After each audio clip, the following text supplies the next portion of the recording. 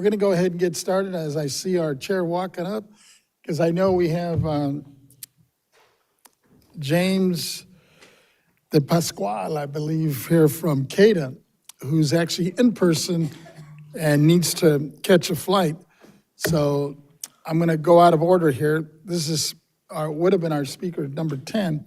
So let me call him up, and I believe he's going to be speaking on all the topics, I believe, or at least a couple of them, right?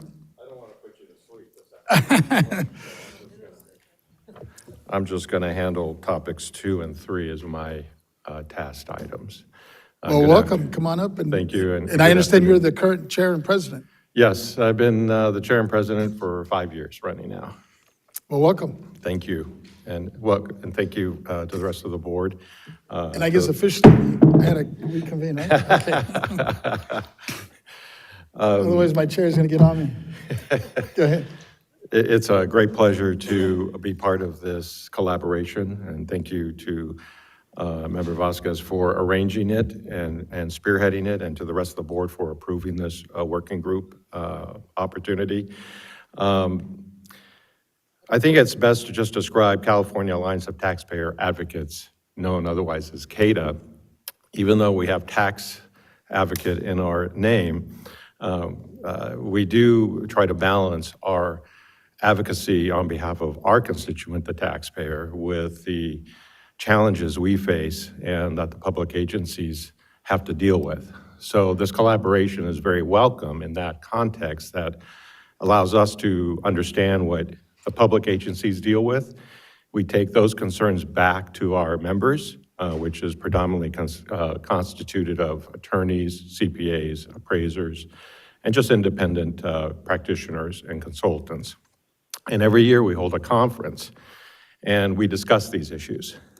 We invite speakers from the political and public sectors to share their thoughts and their concerns, and we have an open forum at our annual conference. We also participate we used to more regularly, but circumstances have preceded our quarterly meetings that we established with the CAA in the same vein as understanding what the county's concerns are, and we try to address them through our membership. We have quite the outreach program currently with county assessors, clerks, and it's refreshing this morning to have listened. I'm glad we went in the afternoon because I wanted to hear what the county assessors and clerks had to present, and it was really amazing to see how aligned we really are. There's not much that concerns us as practitioners and on listening to our taxpayers, other than really some refinements. We're not dealing with anything that's new. The BOE and the county assessors have always had a framework, and it's worked quite well. I won't deny that we've had our issues, and both sides have had their complaints with volume filing, no-shows, lack of information, but I feel over the years we've been able to resolve those issues. So as best practices, there's really not a whole lot I can add because I really concurred with what LA County has developed. I think they are the model for which we should be following. I remember when Malia Cohen came to our conference a number of years ago, she presented and moderated a panel that was titled Modernizing the California Property Tax System. Well, unbeknownst, I think, to all of us, Assessor Prang was ahead of us. So he very astutely developed a technology that you have seen through the clerk's office, and the industry definitely has appreciated it. It has provided efficiencies and has really followed our mission of accountability, transparency, and above all, the ability to collaborate. So that at the end of the day, recognize that both advocates and public agencies, we really represent the same people, the taxpayer. We just are coming at different angles at times. So the end result should be providing a platform that allows both sides to do their jobs effectively. And at the end of the day, we're really trying to get to the right answers on behalf of the taxpayer. So for number 2, best practices, I would add one thing to what has been spoken earlier today, and that is there are really 2 types of cases. There's valuation and there's legal. I'm not going to go into all the subcategories, but as we consider recommendations, I would propose on behalf of CADA that you look at a way to bifurcate legal appeals from valuation. And the reason I say this is because in my mind, it's going to be difficult to train every board member on every aspect of the statute and the issues that come up. But if you focus and you create what's called specialty or legal hearing officer or legal boards, they're going to see these cases time and again, and they're going to develop a knowledge base that's going to carry over, and they won't be relearning or seeing for the first time issues of intangibles, issues of complex stock transactions, issues of ownership. Did it really happen or didn't it happen? And, you know, earlier I just listened to some of the concerns of the clerks was that these are complex issues, and the board members at the local level are expected to step in. They could be a realtor, they could be, there are attorneys, they could be just a general business person. And they're expected to know the RTC as good as everybody else, in fact, better. But that just isn't happening. So our concern has been when we say there needs to be more training, it really comes down to one element, and that is legal. That's the biggest hurdle, is that the whole process stops when there's a legal preceding the valuation. And that's what we have seen as probably the major hiccup in appeals going forward. Most of the members of CADA are commercial representatives, so we deal with a lot of complex from energy, renewables, oil and gas, wind farms. We deal with complex hospitality, intangibles. My firm is core competency is in intangibles, and that's what we represent more so than any other property tax issue. So we have a lot of experience with having the challenges of presenting same factual cases, but getting varying results because one board may get it and another board might not. And so what we're looking for is, as I said, looking to place some recommendations, is really look at the concept of bifurcating legal from the valuation. And I think you'll see that there's going to be great improvement in finding candidates that can be trained much more specifically and not expect them to really know the full list of items that they have to consider. So that was one of our recommendations on dealing with best practices on recruitment and training. If you're going to recruit, let's recruit in a way that specializes that member to address legal issues. I'll give you a couple of examples. LA County has a really comprehensive ownership division with legal specialists. So if we have an ownership question or an ownership appeal, it gets flagged for them to handle it instead of going to the valuation side of the county. So if we can address that with them, oftentimes it resolves any valuation problem.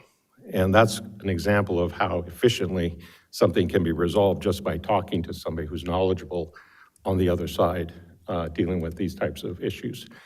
In Alameda County, I don't know if they still do, but they used to have a special hearing officer process with legally trained individuals. So if you had an ownership or structural question about the property tax, it would go to them first before it would go to the General Assessment Appeals Board on valuation. And so we've seen great results through that process, and I hope that you can consider that as part of your framing of this training and recruiting. Another one is the best practices of applications and applicant resources. We don't really, like I said, it seems like counties are doing a really good job at trying to address that. The BOE has great resources. We're hearing LA County has been sharing their resources. So there's really not a whole lot that CADA can add. But again, I think recognizing that with the application was mentioned that a lot of homeowners don't fill it out correctly. Us as professionals, shame on us if we don't know how to fill out the form, but we're just a small proportion, frankly, of the volume. But yet we, I don't want to say yell, but we speak up the most.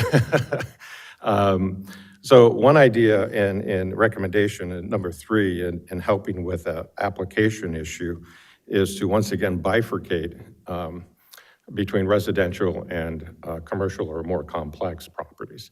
So the form can be created for a homeowner that really simply is a page. And all you need are 3 columns. And they can fill out the basic form, address, parcel, and their name, and then add 3 sales to it, send it in, instead of looking at a form that has a lot of boxes that don't pertain to them. Mostly it's going to be a change of ownership, it's going to be an annual decline in value, or it's going to be Prop 19. We're seeing a lot more Prop 19 issues coming forward. So again, recognizing the issue of the application, and some folks think it's a lot going on there and it slows down the process, simply by recognizing the complexity of the appeal issue, you can create a separate form for the non-complex properties, basically the residential and small multifamily. LA County, once again, I will bring to the forefront, for years has had the hearing officer platform that operates under their assessment appeals board. So if you have a property that's 3 million or less, you go to a hearing officer. It's much less formal, it's not as intimidating, and it really accelerates the processing of single-family and low-value property tax issues. As to complex issues, not really the forum. So that's where I go back to, if we can separate these processes by complexity and issue, I think we'll be able to resolve many of the other problems that we're facing, predominantly for the public agencies. To wrap all this together, and to go back to Malia Cohen's modernization of the property tax industry platform, we need to somehow implement technology. LA County, once again, has done a great job of that. And I would vote that you consider somehow getting them to share that, implement it. I realize there's financial considerations. That's not in my scope. That's for all of you to sort of figure out how we do this.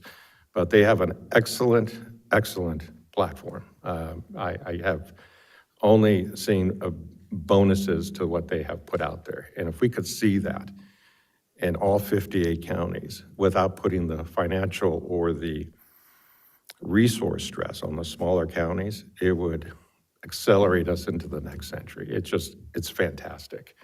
And then in that context, I really believe we need to get back to what was developed during the pandemic, and that is that counties were advised to offer both virtual, remote, as well as in-person. Unfortunately, with the exception of a couple of counties, most of them who adopted that during the pandemic have abandoned that, and they're now going only to in-person. I think that's a mistake. I think the virtual platform as an option for dealing with administrative processes, return and correct issues, postponements, just validity hearings. I can't tell you how many practitioners contact me going, I had to drive to or fly for a 5-minute appearance. I've done it multiple times.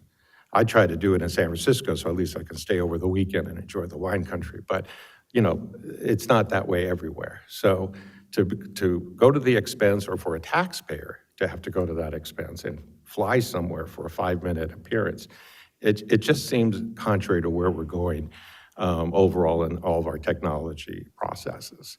So to just summarize everything, again, I think we're all on the same track. I don't really have anything contrary to submit as to what was mentioned earlier, with the exception of that we add, in looking at considering the split of the complexity of the cases, create a form specific for residential and low-value properties, and then look to really advising counties to implement virtual and in-person as needed. And that will conclude my presentation. I'll take questions. Thank you. There's several hands up. You actually kind of hit on mine. It sounds like the number one issue for you, or in terms of recommendation, seems to be the legal issue. Yes. Hearing that back, because I was going to ask which thought was the most important. I see a hand down at the end from Member Schaefer. Well, I'm always concerned how you get good people to serve on a board and to keep them there. And that gets down to the embarrassing question is, do you pay them? And if so, enough to keep them interested? When I first went into public service as a city councilman, I gave up my job as a city lawyer of $12,000, $15,000 and went to work for $5,000 a year. Do we consider our boards to be public service, which you can't pay the rent with, or is there a compensation level that can justify a man giving up an office full of $100 an hour demands to give his talent to serving on a board? We need the best people on these boards. Thank you, Member Schaefer. That's a great point. There's actually one additional concern with that. It's not just about pay, it's about availability. Some of the board members I've been up against actually continue to practice in whatever profession they're in. And the rotation of their appearances, they're able to navigate and flex with their day jobs, or night, whatever they're doing. And so the concern is you can increase the pay, but I don't think that that will necessarily expand the pool of available skilled individuals. Predominantly, it's coming from either part-time professionals, it's coming from retired county employees, it's coming down from retired attorneys, judges, people that have done their full-time job, and this is sort of their way of just keeping busy and keeping their mind smart. So you can consider increasing, but I don't know that that solely will solve the resource problem. What will, I think, add to that is the shared county concept where we can pool resources. I think expanding the net to virtual platforms will help people provide that service. For example, they might be able to more easily hop onto a board hearing without having to drive, even into LA or in San Diego, and maybe they can appear as an alternate or as somebody that can hop on because there's an absentee member. That's why the technology aspect is so critical to implement, and it should not be a choice. It should be the standard of which we operate this process, because it's costing everybody dearly at the end of the day. Thank you. Chair Gaines, I believe, has some questions for you. Yeah, thank you. I appreciate your comments. I just wanted to look at your suggestion about valuation versus legal. And again, I'm thinking kind of through the lens of small counties. You know, I think, I even question to what degree can small counties even have county council, right? But it's going to be a real reach in terms of having anybody with legal expertise that's going to serve on an AAB in a small rural county. Well, that's why the shared concept's very important. So you can pool and pull from other resources that have that availability. Sure. There are a number of counties that have multiple attorneys on staff. Okay. They're doing both value and legal. So imagine that a smaller county that needs an expertise on statutes and case law, they should have the ability to tap into that county's resources. Northern California has just as many available lawyers as Southern California, so the counties can pool that resource by area. And I know they're there because I've seen them. But I will say Tulare is one that I've been to years ago, limited resource. They don't deal with assessment appeals that often. It's mostly personal property. So you're not going to find resort intangible arguments that you see in LA and Orange County, San Diego. I mean, it's voluminous as far as what we present there on intangibles. So they have developed the resources to address that. But I understand why would a county like Tulare put money into a legal framework when that's really not what they deal with on a regular basis. So they would be a great candidate to be able to pull in somebody to address those issues for them. Do you see some of the smaller counties just using county council?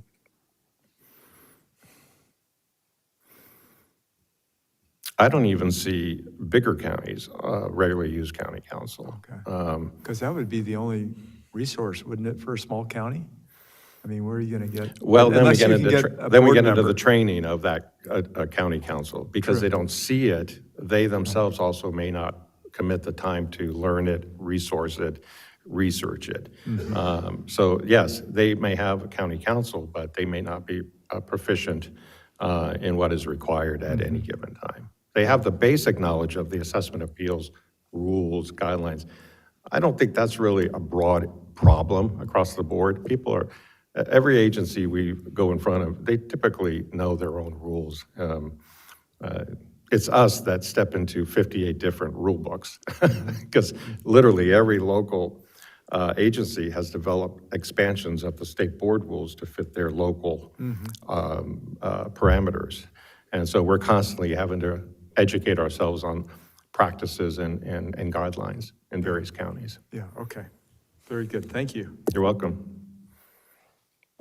We're about ready for the next one, but I think the Deputy Controller has a quick question. Go ahead. Just really quickly to piggyback off Chairman Gaines, when you have 58 playbooks and you're trying to pool resources across Northern California, for example, getting an attorney to go from Contra Costa County to Tulare County, do you think sometimes residents feel like they won't get a fair shake if they get somebody that is coming from the outside in and not necessarily have the knowledge needed to make a decision at the moment?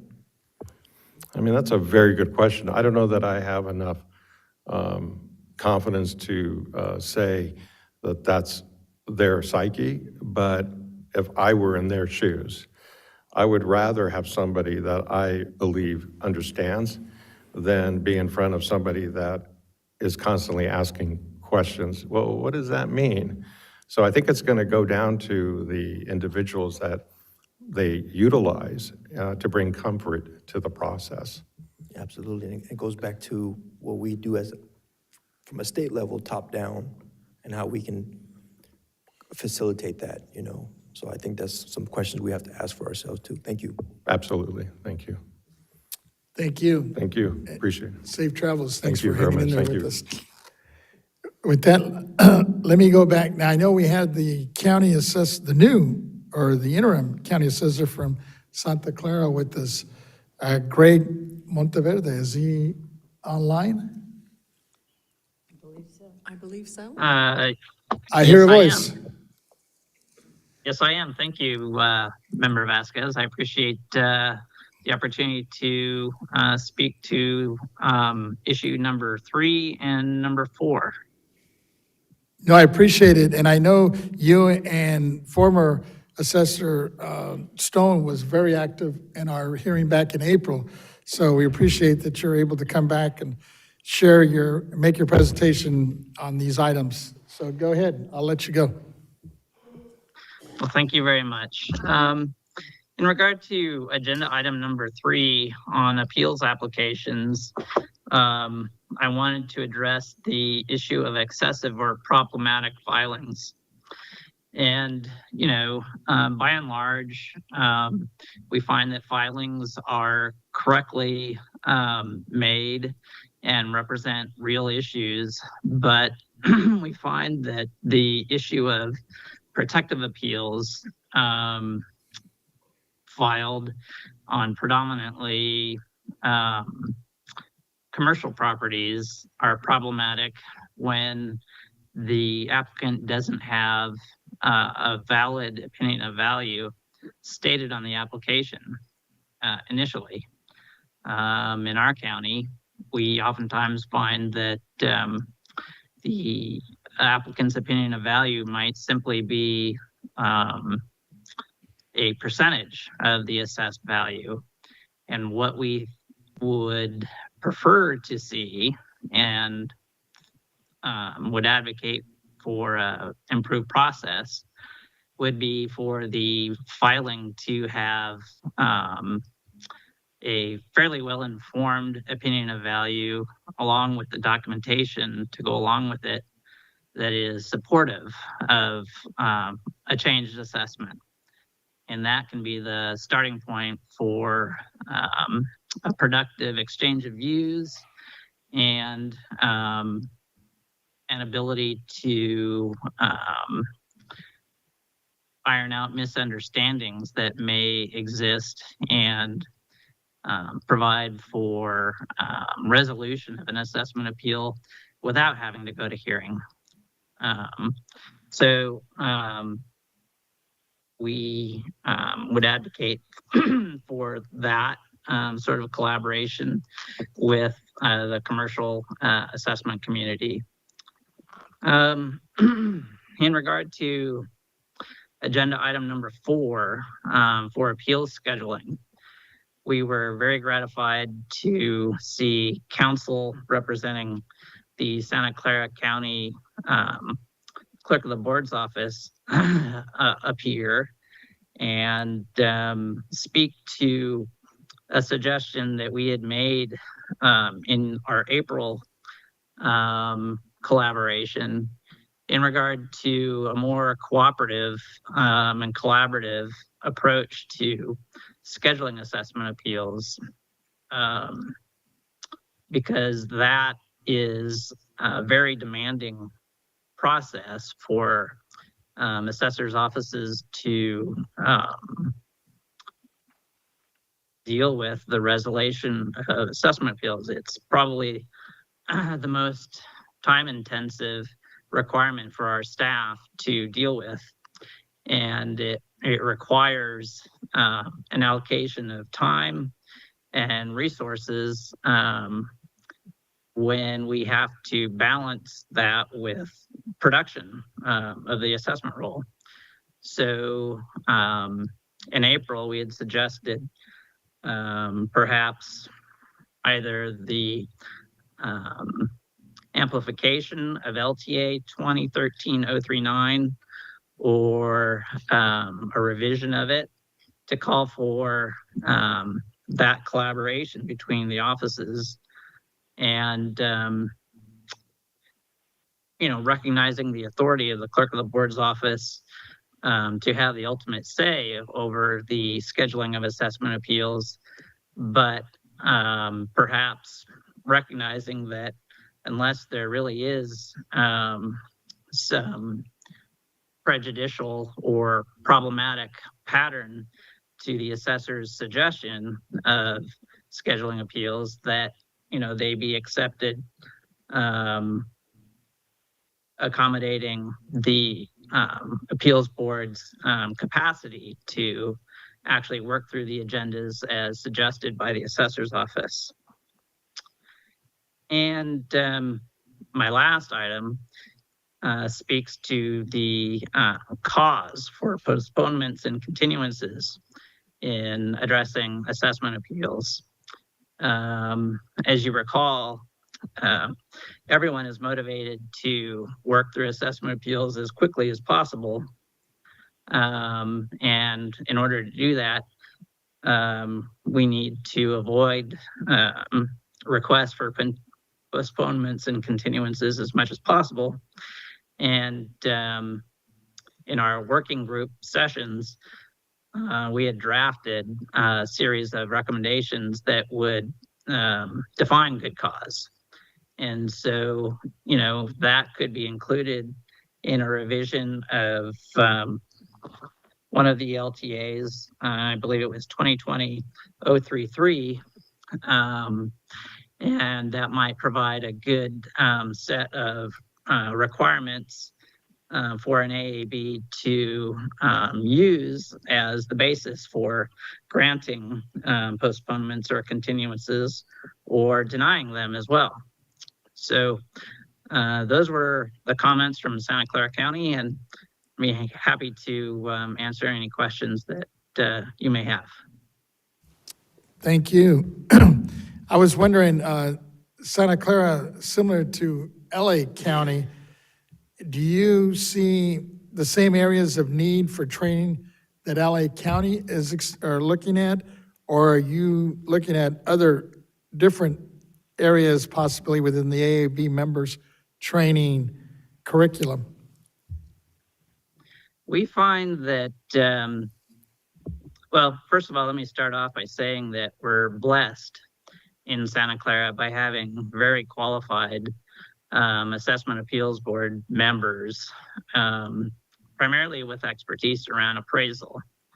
So they don't require any training for appraisal issues, but they do require a better understanding of assessment issues. Being able to distinguish the difference between supplemental assessments, regular roll assessments, roll corrections, audit escapes, all of those types of issues. So we do agree that there is a need to have refresher training in that regard. And, wherever the State Board of Equalization could offer that type of training, it would be helpful in Santa Clara County. Thank you. Any other questions for Santa Clara? I don't see any other hands. I think we're good. Appreciate it. And I know we'll be in touch moving forward. And give my best to Stone, our Assessor Stone. I will. Thank you. It looks like Member Schaefer had a comment. I read somewhere you've been in the office for 35 years. That's a lifetime. I started straight out of college.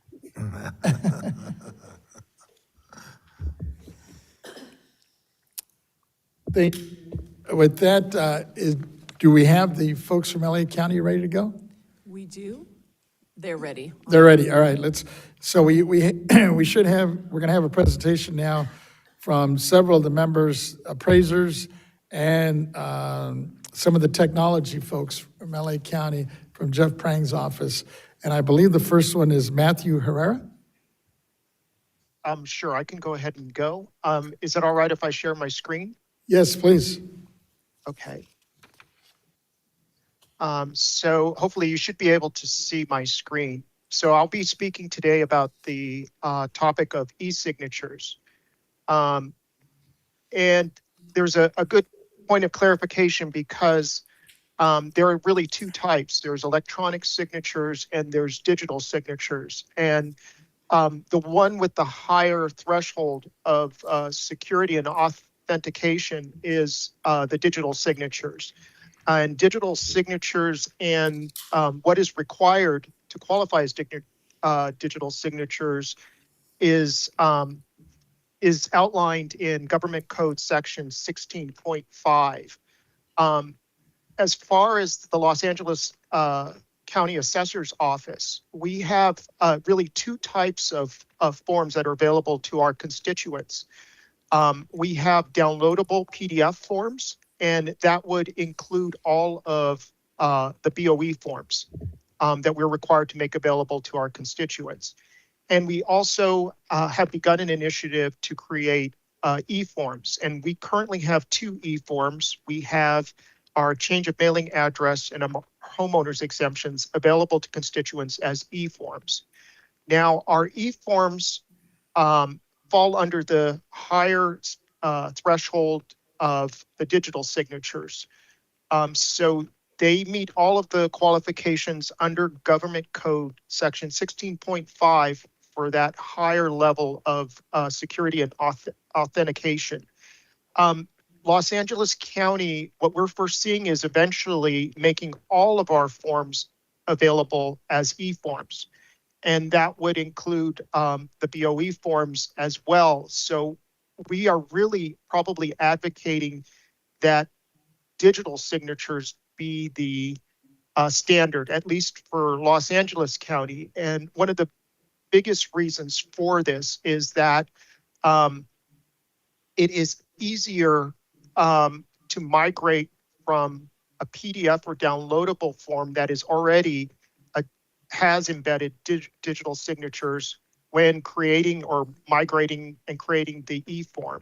And I have a colleague that's available as well that's on the technical side that can describe our e-forms and the level of security that's embedded in those to assure that they the digital signatures meet or exceed the government code section 16.5. But that is really where we're at in Los Angeles County as far as the forms. So like I said before, we would probably suggest or advocate that if the BOE applies a digital signature to the BOE forms, that it be a digital signature and probably using a service like Adobe Acrobat, which is pretty ubiquitous. I think most of the counties are utilizing Adobe Acrobat for their forms. So it's pretty easy to apply a signature when creating a form, and that would include the BOE forms using Adobe Acrobat. And Adobe also, once you apply that electronic signature, it will be at that level to be considered a digital signature, which again meets the requirements of Government Code 16.5. And we think that's probably the standard that we would recommend for the BOE and for other counties.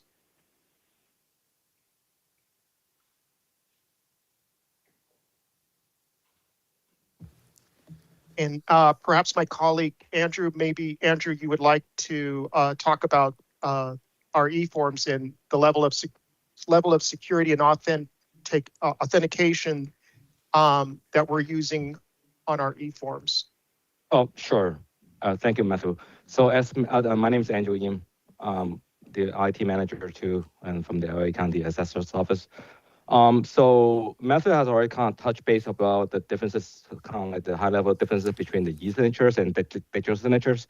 As you can see from the presentation here on the slide, this slide deck, the digital signature actually provide and offer additional signature and certification of authentication on top of the e-signature, right? If you think about like using the basic Adobe Acrobat, where you can actually add the signatures or e-signatures on any kind of forms where you have a signature field or on a particular paper document that you want to sign, that itself is actually certified and authorized by yourself. You don't necessarily need to log in and create an account in order to do the authentication as well as the authorization, right? What that means is, you're not being certified by a authorized party, right? Like the Sinex or like third-party vendors like the Adobe and those kind of vendors, right? And then it doesn't also, track your transaction ID.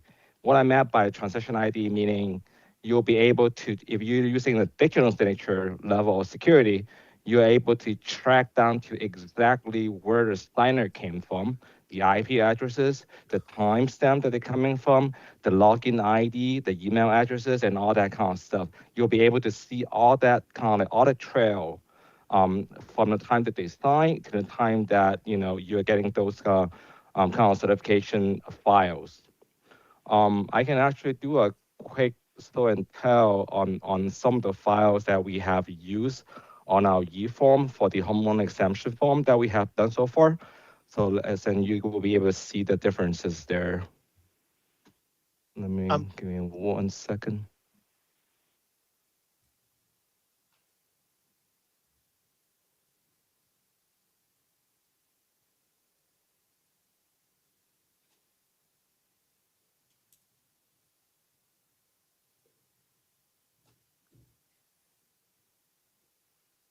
Are you able to see my share? Yes, Andrew.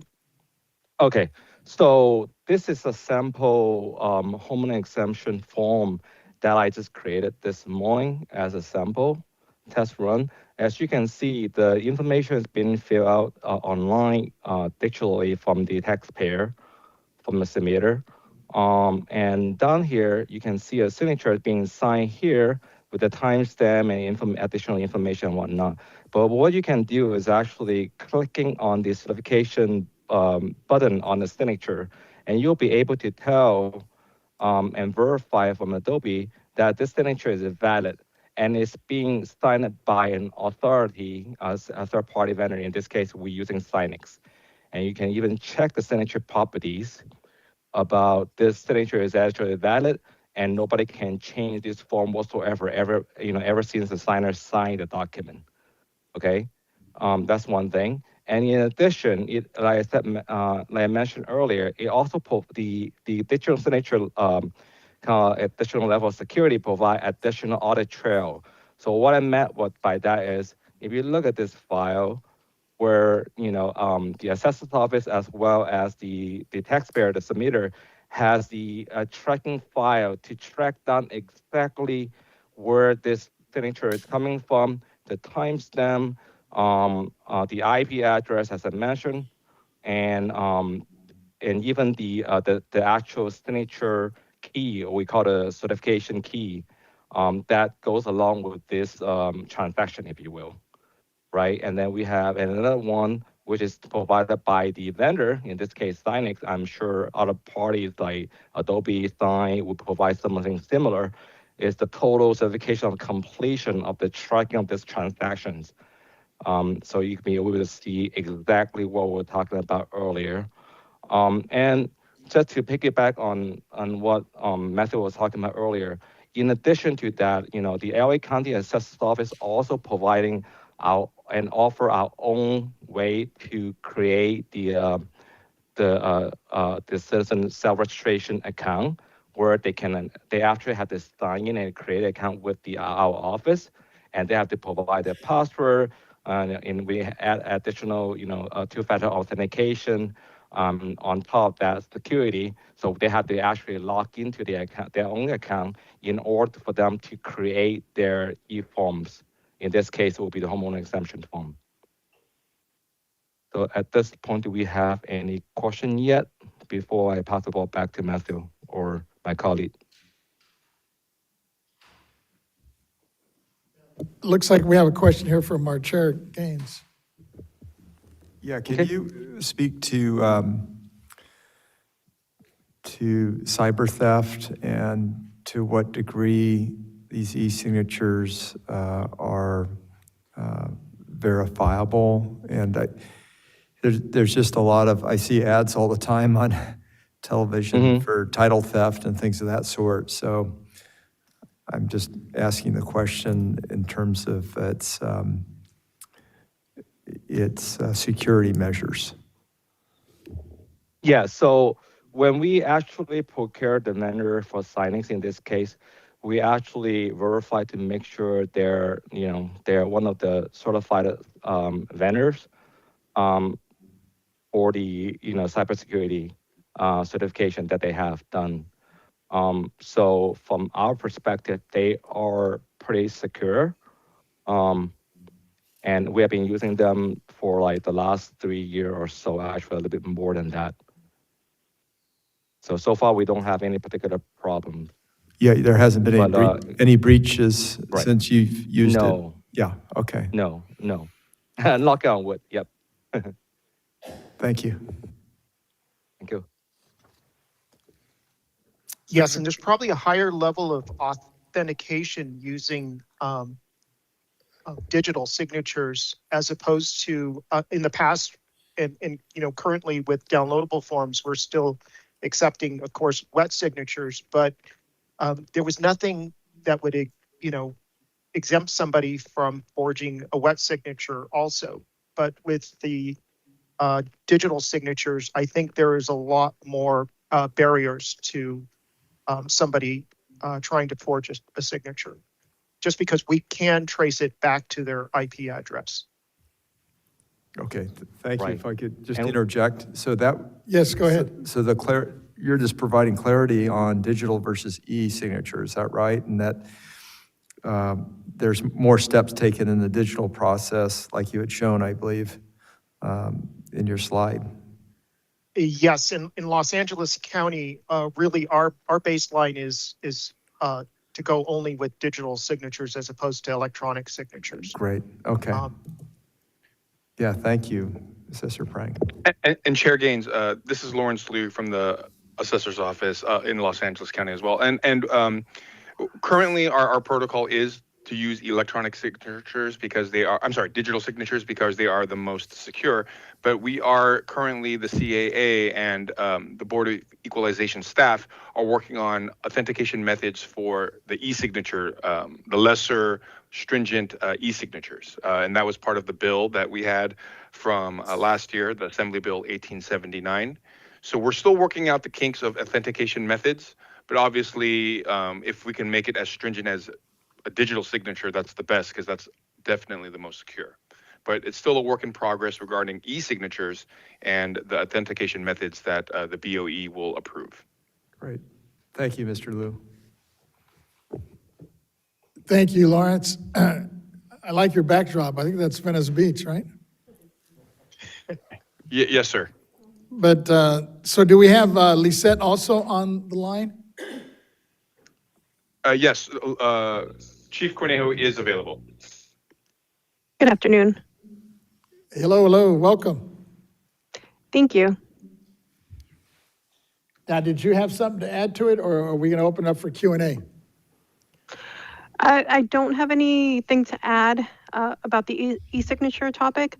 I did want to make just a brief comment about topic, I Sure, believe it's go number ahead. 4, and under item recommending methods to encourage timely exchanges of information. We do find that a lot of continuances are happening, at least here in LA County, at the board due to a lack of information being exchanged ahead of time, and possibly a recommendation especially for commercial industrial properties, would be for the information that needs to be exchanged or the basis for the agent or the applicant's value that they believe it should be included with the application. That way it sort of creates, lowers that barrier, right? The assessor is able to know exactly where the applicant and the agent are coming from, and we're able to start that discussion ahead of, the case being scheduled. So that would be my only comment, and thank you for your time. Thank you. Is there anybody else in the office that needs to make a presentation before I open it up to the Q&A from my colleagues here? No, I do not believe we have anybody else. Lawrence, do we have anybody else? No, that was it. Okay, I saw a hand earlier. I think our Deputy Controller had a question for you.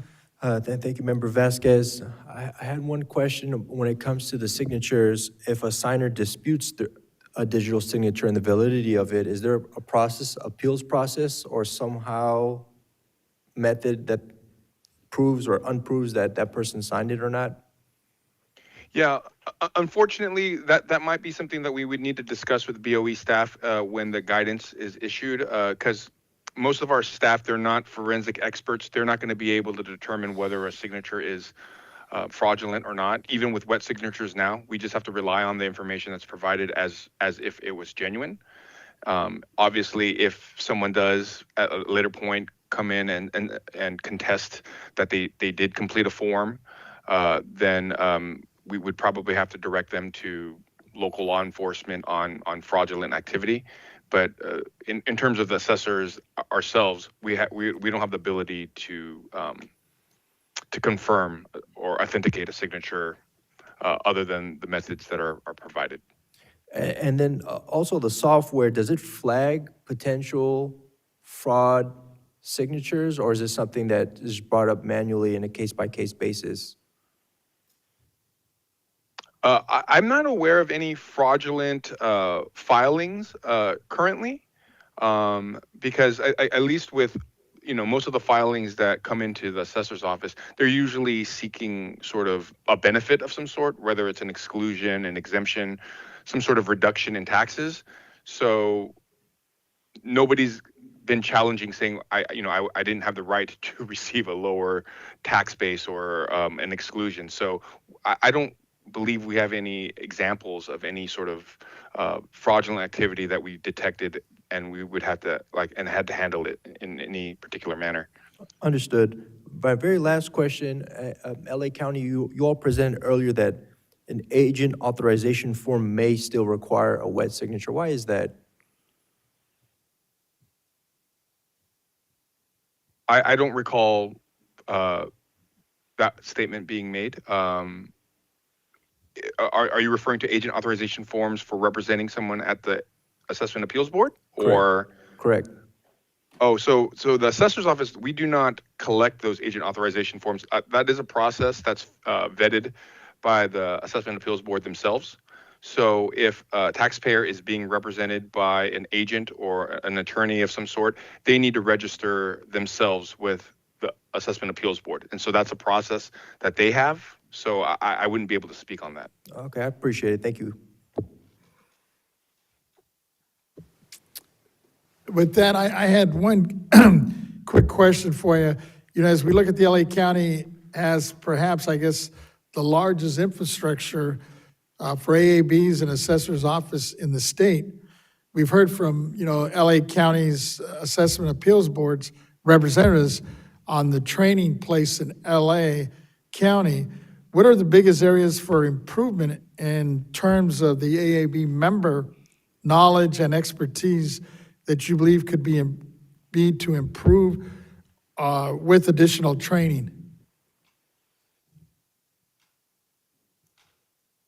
I think I would have to share the same sentiment as to what Mr. DePasquale had testified to you all earlier. I think with general knowledge, I think most of the board members are there. They know how to conduct themselves. They know general appraisal. But when it gets to some of the higher technical aspects of appraisal, like possessory interest or intangibles, definitely those are, they're very unique topics, and it's not something that you would just know how to understand or even process the information that's being provided to you. So I think, possibly continuing education or some sort of specialized training in these more esoteric subject matters would be helpful in getting, the board members up to speed when they're listening to these high value cases that involve these sort of issues. Thank you. Seeing no other hands, I think we're good, unless you have any other, or any of your other staff members have anything else to share. I think we're good. Thank you for your time, Thank Chair you. Gaines and members. With that, we'll move on to our next speaker, which I believe it's John Tudor. Is he also on the line? From Napa County. Member Vasquez, I'm here. Here, I see you now. Thanks for joining us. And I know you've been very involved with us in the past, so I'll give you the floor to give us your recommendations as we move forward. Well, thank you very much. I want to point out that other than Member Schaefer's few years he has on me, I'm probably the only participant in the working group who has almost 39 years of direct experience working with the incredible staff and members of the Board of Equalization. And I really appreciate Member Vasquez and the other members of the board, you're giving us this opportunity. I'm going to be very brief. I want to talk, first of all, one point that has been discussed, and this is with my assessor hat on, not my Joint Powers Authority hat. In terms of the AB 1879 e-signature implementation, we've discussed, and I think it's been discussed with the staff of the board, that we would hope that the board would list the acceptable firms or platforms that would happen, and if counties wanted to use a different platform or an additional platform, they would get permission to do that. But it would be very much better for most of us, especially medium and small sized counties, for the board to tell us which platforms they would like. And then I want to talk about the second bullet point under number 5, which gets me to my next topic, which is recommendations for future expansion of e-signature acceptance into the AAB process. So let me launch into, now I'm going to change my hat, if I may, Member Vasquez, and be here as the representative of the California County Assessor Information Technology Authority. Just a brief background for the members of the board. I've spoken to you before, but just to take a moment now. The Joint Powers Authority was created in response to the legislature providing funding to the assessors for provision of statewide software platforms that would benefit all counties regardless of size and whether or not they were members of the JPA. And I'm pleased to say we have just completed, not quite completed, we're in the final throes of completing our request for proposal and evaluation of the 4 vendors who have submitted their proposals to become the statewide portal for Proposition 19 base year transfer, Proposition 19 intergenerational transfers, and exemptions of all kinds, welfare, disabled veteran, religious, charitable, church, etc. We are down to the final choice, and we are now waiting from the 4 vendors for their best and final offer as to what they would propose in terms of their cost and the services they would provide. There is a chance, I'm not sure if it'll happen, that we may have a vendor by October 7th or 9th, excuse me, when the board of directors, I'm sorry, it is October 7th in the afternoon, when the JPA, the CCA, ITA board meets in Orange County at the CAA conference, and I hope that many of the board members here and your staff will be attending that. So what I wanted to mention about that was 2 things. There's been talk about a statewide assessment appeals portal, and I think that that is a wonderful idea. I think it's important to recognize that we receive the funding for the statewide assistance for assessors because we have proposed to the legislature a number of items which was interesting to them. The Department of Finance was aboard, and we have now received that funding. Not all of that funding will go to this first project that I hope will be launched later in October. But the point is that I think we are a model that the clerks of the board could follow in attempting to get funding for this. It would take the same effort that we did as the Assessors Association to reach the legislature, but I strongly urge, and I've been in touch with the clerks of the board over several years on this topic, including Mr. Yen from Los Angeles County and their current president and others. I'm happy to be one of the reasons I'm happy to be that is I'm probably also the only speaker today who was a member of a Board of Equalization, the Napa County Local Board of Equalization between 1973 and 1980. And so I have experience on both sides of the dais, and it's vitally important that we make that process better and that the local boards, of which there are a few left, and assessment appeal boards are able to perform the service they wish. So I'm offering, not on behalf of the JPA, but just as an assessor who's been around the track a few times, to work with the clerks of the board, with their legislative advocate, to see if they can get some kind of funding and then tell the legislature, look, we have a model that worked. If this would be a JPA of the clerks of the board, not the assessors, but the assessors would, I'm sure, be interested in participating in what the clerks of the board Joint Powers Authority do, since we're one of the interested parties, along with those who apply for assessment appeals, and we would be happy to participate. I can't offer that on behalf of the association. I am not President Jeff Prang, but I'm sure if the clerks of the board are successful in obtaining funding and getting a JPA going, that I'm sure there would be cooperation between the assessors. So I just wanted to mention that, and that gets back to the second bullet point under the item 5.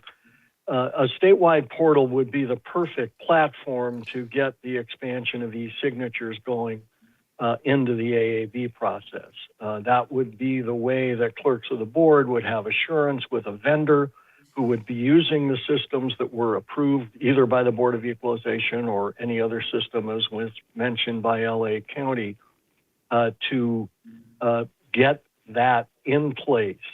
Now, we first received funding. The JPA has been in place, I think, since 2023, and it's taken us 2 years to get to this point. Now, this is a major portal, not any more complicated necessarily than a portal for the AAB. It does exactly the same things, by the way, public facing so that assessment of applicants for appeals can reach in and use the portal.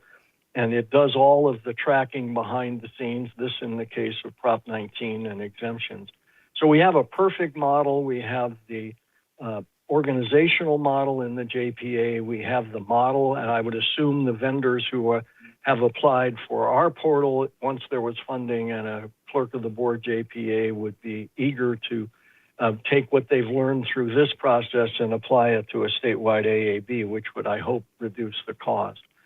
So I wanted to just make sure that this model is reflected both with the clerks of the board, and I'm not a delegate, so to speak, from the assessor JPA, but I'd be happy to meet with the clerk's executive committee to discuss this further offline from this meeting. So the final thing I wanted to say, Member Vasquez and members of the board, was I have an idea about recruitment and this is putting my assessor and former local board of equalization member hat on, and that is the judges have this circuit riding system where retired judges sit in other counties all across the state. They receive compensation for that, plus their travel expenses, et cetera. And it was discussed earlier by several of the speakers on the clerk of the board. And of course, counties would have to agree to this, but my thought would be to have a pool of circuit riding assessment appeals board members who could appear anywhere in the state. They clearly would have the top training, the top experience. And I think it may take, I'm not sure to take legislation because as was discussed earlier today, I think the state board has been asked to clarify in their LTAs who can sit on a board under current law. I don't think residency in the county is necessarily required. But if that redo of the either an LTA or the rule or whatever within existing law would allow for circuit riding AAB members, I think that, and they don't all have to be retirees, by the way. Somebody could sign up to be a circuit riding AAB. I must say that it would probably be more expensive for a county to bring an AAB circuit rider member in for a specific appeal, but on these big complicated appeals, that would more than pay for itself to know they had a trained and experienced AAB member discussing, as Mr. Vinson said, these very complex appeals where you would have someone who has done them before and knows about them, and especially if they're in another county that has nothing to do with their own county or any experience they've had with specific other properties would assure a fair listening to and decision on those appeals. So I just wanted to throw that out as an idea for the board to consider as you digest what's been requested of you in clarifying who can sit on an AAB. This does not, of course, apply to local boards of equalization who have to be the board of supervisors. NAPA just shifted about 5 years ago from the board of supervisors being the local board of equalization to an assessment appeals board. Of course, an assessment appeals board is an extra expense, especially in the small counties. So those were the points I wanted to make, and I'm happy to answer any questions if there are. Thank you. I have one quick one before I turn to my colleagues here. You're mentioning, as you wear all these different hats, a suggestion of a pool of AAB members qualified to serve at the state level. And I think you kind of answered the question. You're not sure if that would take legislation. You think we might have the authority, since you've been on both sides of the dais, as you mentioned, is that something you think we have the authority to do? Well, I'm not the attorney here, and I've never been one. I would refer you to Mr. Moon, of course, but my feeling is that, as was mentioned earlier today, there are qualifications for unlike a supervisor, which it has to be a resident of the county. There doesn't appear to be any specific residential requirement for an AAB member. It's more the qualifications they have. So my guess is, but that would be up to your staff and legal staff to come up with an answer. My guess is that a circuit riding panel of AAB members, say 20 or 30 throughout the state, who not necessarily would be full-time, there aren't that many, but as was mentioned by Mr. Vincent, there are people who have done this and do it outside of their regular occupations and would be available to come for 5 days or 6 days and return a couple of times for deliberation or whatever is needed to a small county or a medium or a large-sized county anywhere in the state. Thank you. It looks like we have some questions here, from our chair, Member Gaines. Go ahead. Yeah, thank you very much, Assessor Tudor. And I just had a question on these cases that where you have an AAB, and let's say they make a bad decision, or let's say they don't have enough people to serve on an AAB, and it goes to the Board of Supervisors, and they make the wrong call.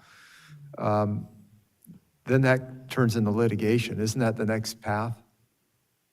Yes, unfortunately, Chairman Gaines, that is the next path. And we all work diligently, not only to avoid the hearing, as was mentioned earlier by Acting Assessor Monteverde.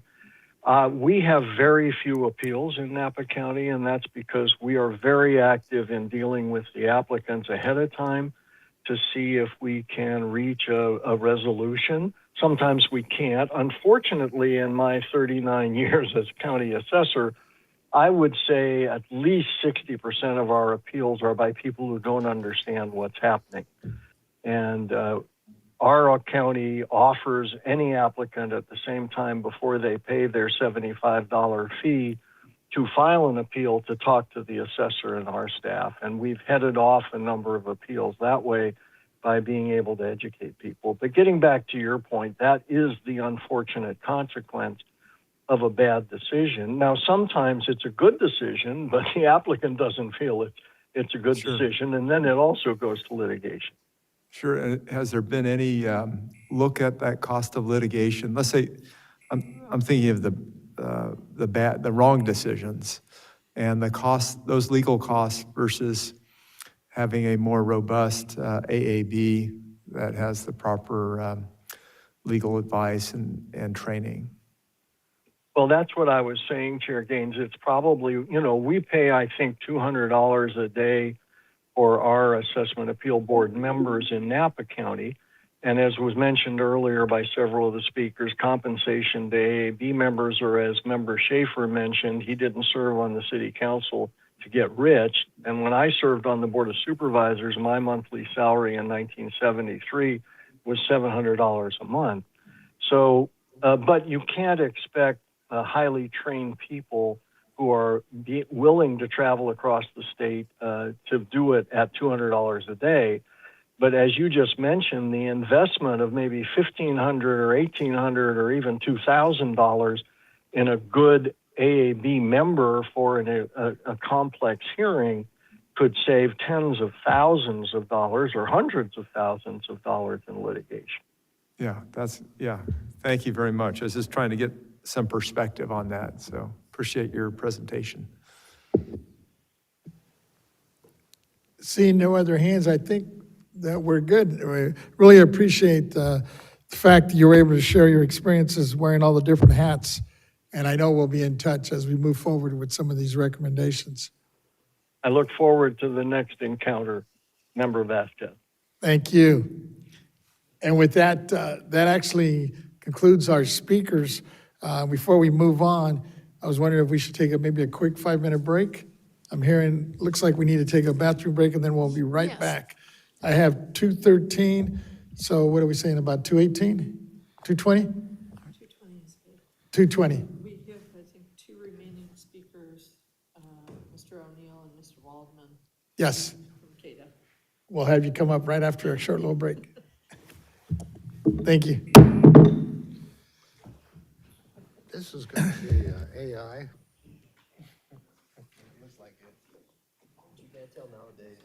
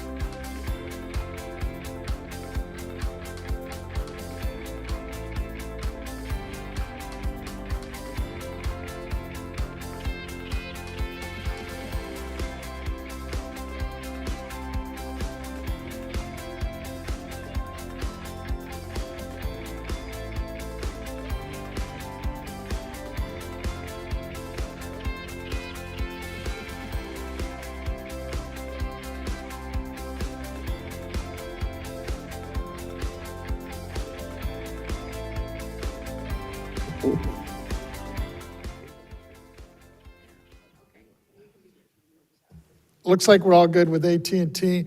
We'll go ahead and reconvene here at 2:24. As we close out, as I'm looking at all these speakers we had so far, looks like we had everybody that was here to speak on item 2. So we're going to close out item 2. And to close it out, I'm going to ask Kathy if she would just call for public comment on this so we can close it. Certainly. AT&T moderator, please let us know if anyone is on the telephone line that would like to make a public comment regarding item number 2. Certainly. If you'd like to make a comment, please press 1 and then 0 on your touch-tone phone. 1 followed by 0.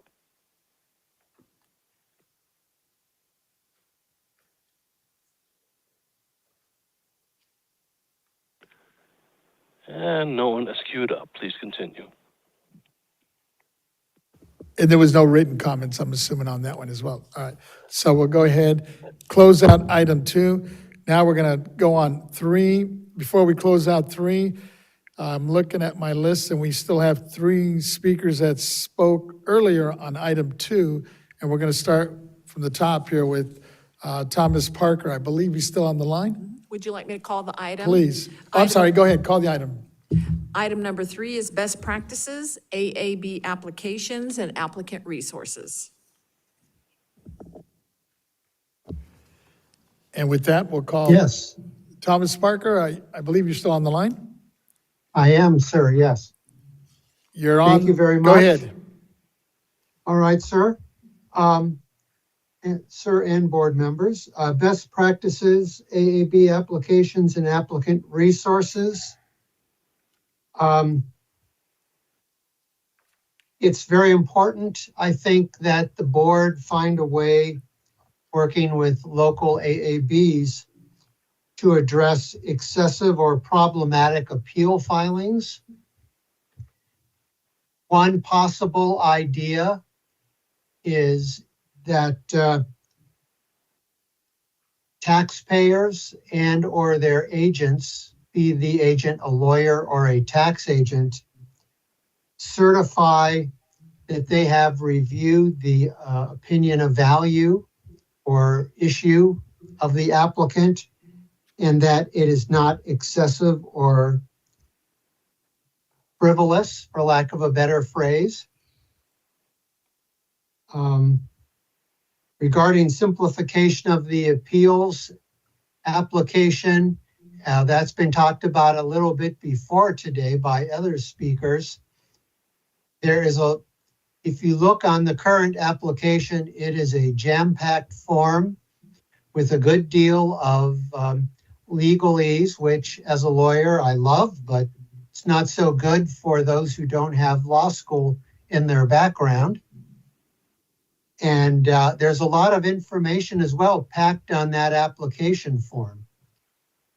That's not to say the information is not important. For instance, does the taxpayer intend to also make the application a request for a refund claim? Do they want or do they waive findings of fee, findings of fact for their appeal? Do they want a hearing officer where, if they are in a county where the county AAB system includes hearing officers? I realize not that many counties do, but there are some, like Los Angeles, that do have a hearing officer program, and Santa Clara County as well, for instance. So simplification would be very helpful. Now the question is, how do you go about that? The CCBSA is not supportive, certainly not at this time, of a separate application for a simplified application form, the equivalent of the 1040 EZ for federal income tax filings. And that's something that any decision would have to take into account. but whether it's a separate application form for identified simplified appeal bases, or it's the original form itself, I think the state board could certainly make a good faith attempt to simplify the form and make some very important decisions working with stakeholders on what core information on the current application file is needed and what's less needed.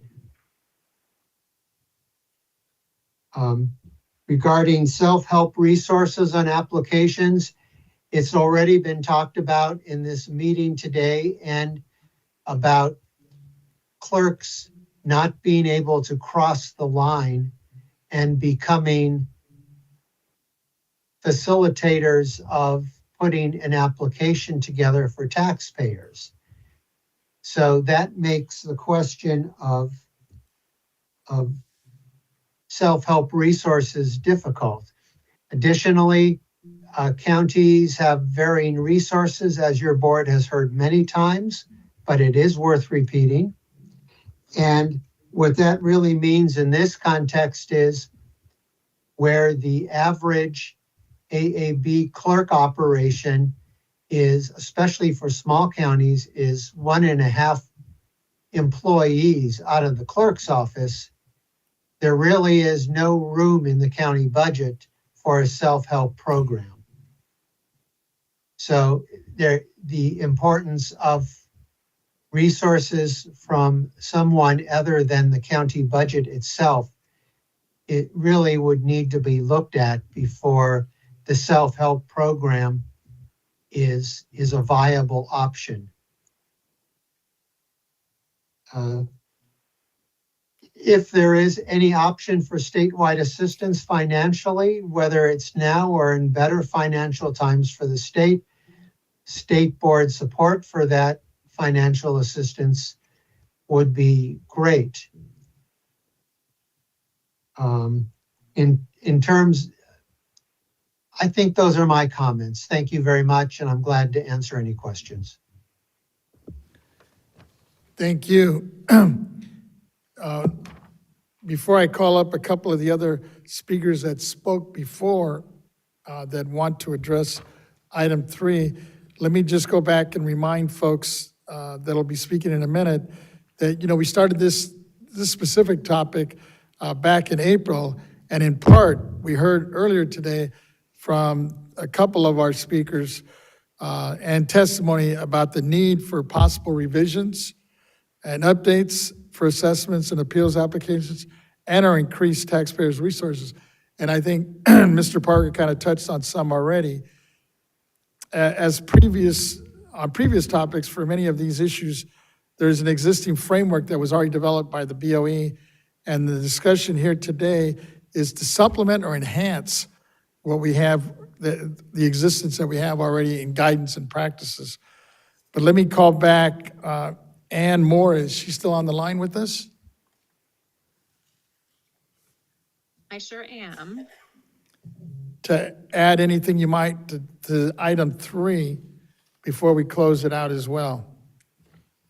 Yeah, I would just like to echo what Mr. Parker said. I think that we would love to have something like a guide and file or TurboTax like solution for applicants, but until that exists, the core challenge is the same. It's the complexity of the instructions and the lack of understanding about the appeals process and the different types of appeals. When we think about how many appeals that we process each year, many are incomplete or incorrect, and it kind of comes down to applicants not fully understanding what's required. And each incomplete appeal comes at a very real cost to all of us. Staff time spent reviewing these, rejecting these, corresponding with the filer, as well as the expense of postage. Most of the errors come from Section 5 of the application and Section 6. So Section 5 is just simply applicants knowing which type of appeal to select.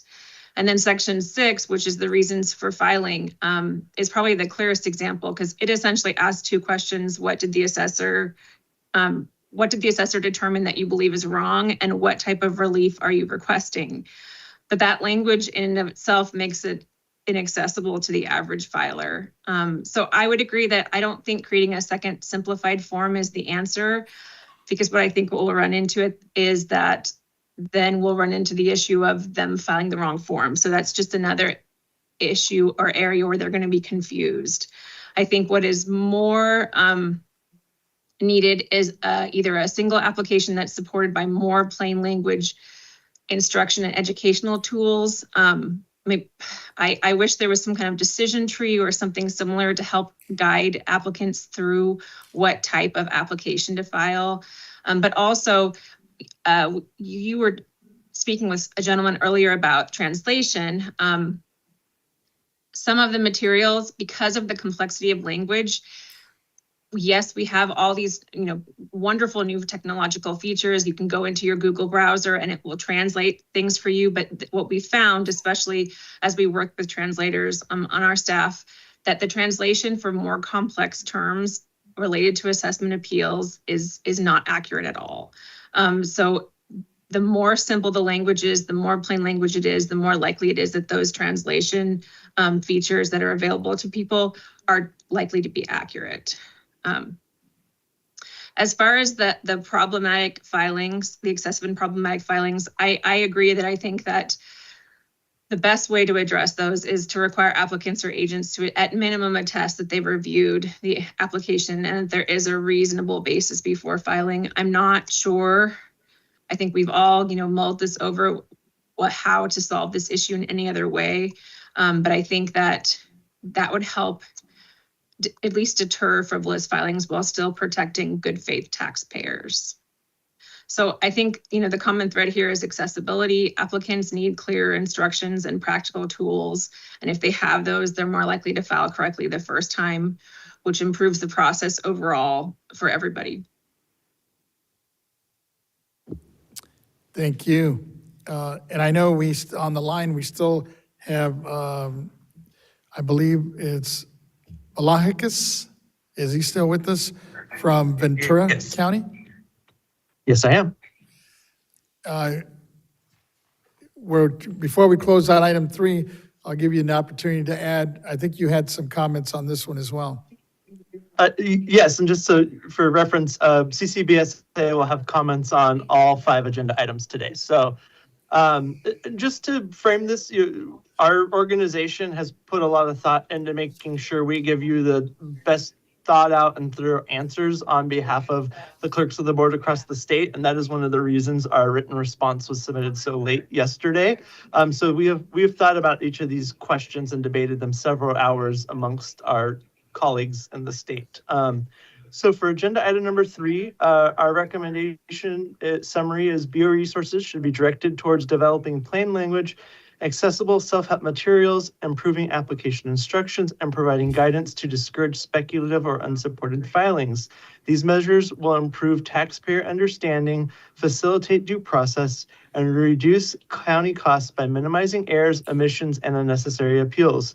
Our specific recommendations include embarking on a series of workgroup sessions focused on the sole purpose of improving the existing assessment appeal application and accompanying instructions, development of plain language self-help resources for taxpayers, and develop methods to address excessive or problematic assessment appeal filings. A clarified application form and instructions combined with accessible public resources would improve taxpayer understanding of the appeal process, increase fairness for applicants statewide, and reduce administrative costs associated with incomplete or erroneous filing. Importantly, this approach would avoid imposing additional duplicative forms that create confusion and add costs without solving the underlying problems. So just some points I wanted to elaborate on there. Many of our members participated the last time that the BOE staff undertook the interested parties process to revise and update the assessment appeal application. And we know from firsthand acknowledgement there were full day discussions just on some language to use in the assessment appeal application. So that's why we're recommending a series of focus work group sessions just on the application itself. As Ms. Moore mentioned, Mr. De Pascali earlier, the professionals filing appeals aren't the ones making mistakes. It's the self-represented taxpayer applicants that that are having trouble with these. And so we think really the solution is improving the existing application to make it easier for the average person to understand. We do fear that if there's two application forms, there's going to become more confusion about what the proper one is to file. If someone files the wrong one, there may be unintended consequences of losing out on appeal rights because they didn't know the right form to fill out. And just overall, we think it would be best to focus efforts on improving the existing form rather than creating a second form. Another comment mentioned earlier by some of the speakers was with the simplified form attaching documentation. We, as clerk of the boards, did not dive too deeply into that subject, but we would advise to approach attaching anything to the application as policy very carefully, because the clerk of the board has a fine line rule in being an intermediary between the assessor and taxpayer in exchange of information. And so if there was things attached to the application and the clerk of the board became taking on this new role of being an intermediary in that evidentiary exchange, we would want to make sure all potential consequences were thoroughly thought out. So we're not opposed to discussing that further, but as of right now, we can't take a position of supporting changing procedure to attaching something to the application. And so at this point, that would conclude our comments on agenda item 3. Thank you. And with that, before I close out item 3, I wanted to see if I could bring up Melissa Ketz, who's here with us. If she would come up. I have a quick question for you, and then I don't know if other members might be asking. And she's the assistant clerk from Butte County. I know she's been patiently waiting here all day. Oh, I'm having a great time. Okay. It's been a fun Based day. on your experience, do you believe that developing a simplified application for single-family residents could help to relieve some of the administrative burdens for these folks? And for clarification, are you speaking to having two separate forms or just a simplified form? Potentially. I have to concur with the CCBSA. I think having two forms would potentially cause some issues. So definitely I support a simpler form. And it looks like the deputy controller has a question for you. So simple, but not separate. Correct. Thank you. Question? And yes, Chair Gaines has a Just to question. clarify, plain language? Plain language, Yes. simple language. We run into that a lot. Many people do not understand how to fill out the form. And I think many people have stated that today. It's very much a real problem. Very good. Thank you. I think we heard you loud and clear. Go ahead. You want to share something with us? I wanted to share something else. I know Yes. it's not related, so I don't know if that's okay. Is it on item 3 or is it on another one of the items? Maybe I'll wait. Is it on item 4 or 5, you think? I'm not exactly sure what item it was. It was regarding the sharing members from other counties, Well, go ahead and share neighboring it, 'cause counties. we're going to close out item 3, so we're going to ask for public comment, so we'll put it under that. Okay, just a quick note. I just wanted to make sure it was known. Back in April, I mentioned that we had a problem filling our alternate seat. Since then, our chair has resigned. So now we currently have 2 members, and that's it. We have one hearing from it's a big hearing, and our members do not agree. And so I just wanted to put that out there, that we're in the middle of it. We're living it. So we're trying to find people that are willing to serve, and it's not easy. So I just want it to be known that, if there is any consideration you can take, I think we would be very much interested in finding someone in a nearby a county that could come and serve and help.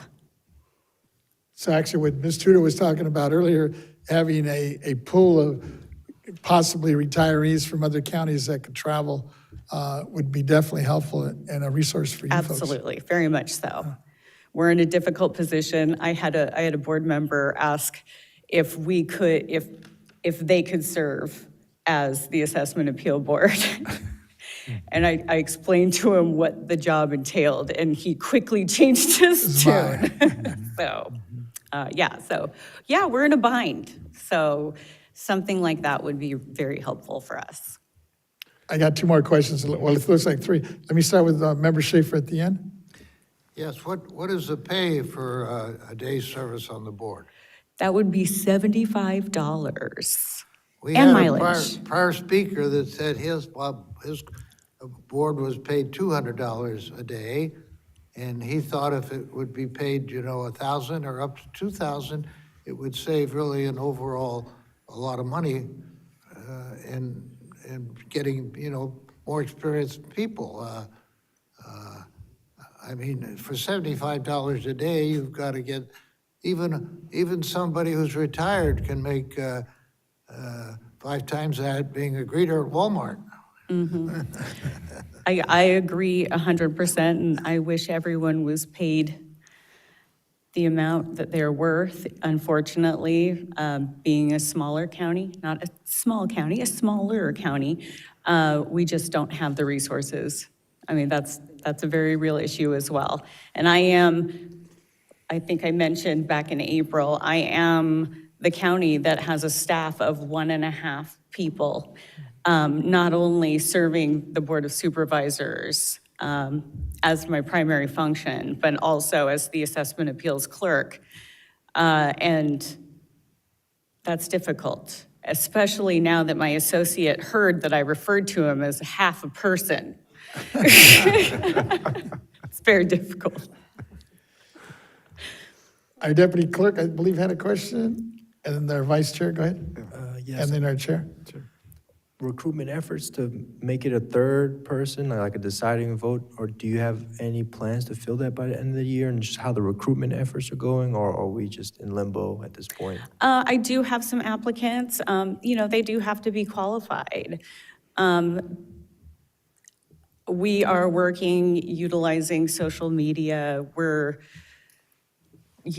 trying to use kind of best methods, reaching out to our supervisors to get the word out. One thing that we do need to take into consideration is that we are kind of focusing on the retired community because they can be there at 9 o'clock. Their availability is so much easier. So how to connect with that community? I know someone brought up reaching out to people in the industry, reaching out to appraisers, reaching out to realtors. And that's another problem where we run into staffing issues. My 1.5, we have a really difficult time allocating that amount of effort to find applicants. We also have 45 other boards that we're trying to get people on, so. And as we're floating in limbo, kind of floating in the universe, how much time lengthening are we seeing on some of these AABs not being processed and decided on? Luckily, our board only has hearings from October to May. So our resignation occurred during that recess period. We do have a meeting starting in October where we will only have 2 members. So say we have, a roster of hearings set up, which we do, all of those people can request that they be heard by a full board. So we're going to run into some issues. So it's my goal to get someone in that seat so we don't get too far behind. It puts our assessor in a challenging position puts us in a challenging position, and even the applicants. Yeah, I bet. Good luck to you. Hopefully, we can be. It'll all work out. some We'll figure it resource. out. Absolutely. Fingers But crossed. it would be great to have your help and your support. Thank you. Vice Chair Lieber, I think, has a question for you. I saw a little bit of stirring among staff, and I was wondering if they had input as to anything that could be done under the current framework that we have to work with. I was just checking with Mr. Young about where do we stand on the analysis of whether or not you have to be in the same county to sit on the board. To my knowledge, there's no requirement. Yeah, I think that's where I mean, if your board supervisor is okay with it. My next question would be. As long as do they you- don't have to serve, they'll be They- fine. My next question was just, I was gonna come talk to you to Okay. say, do you have a neighboring county that you can get someone to help?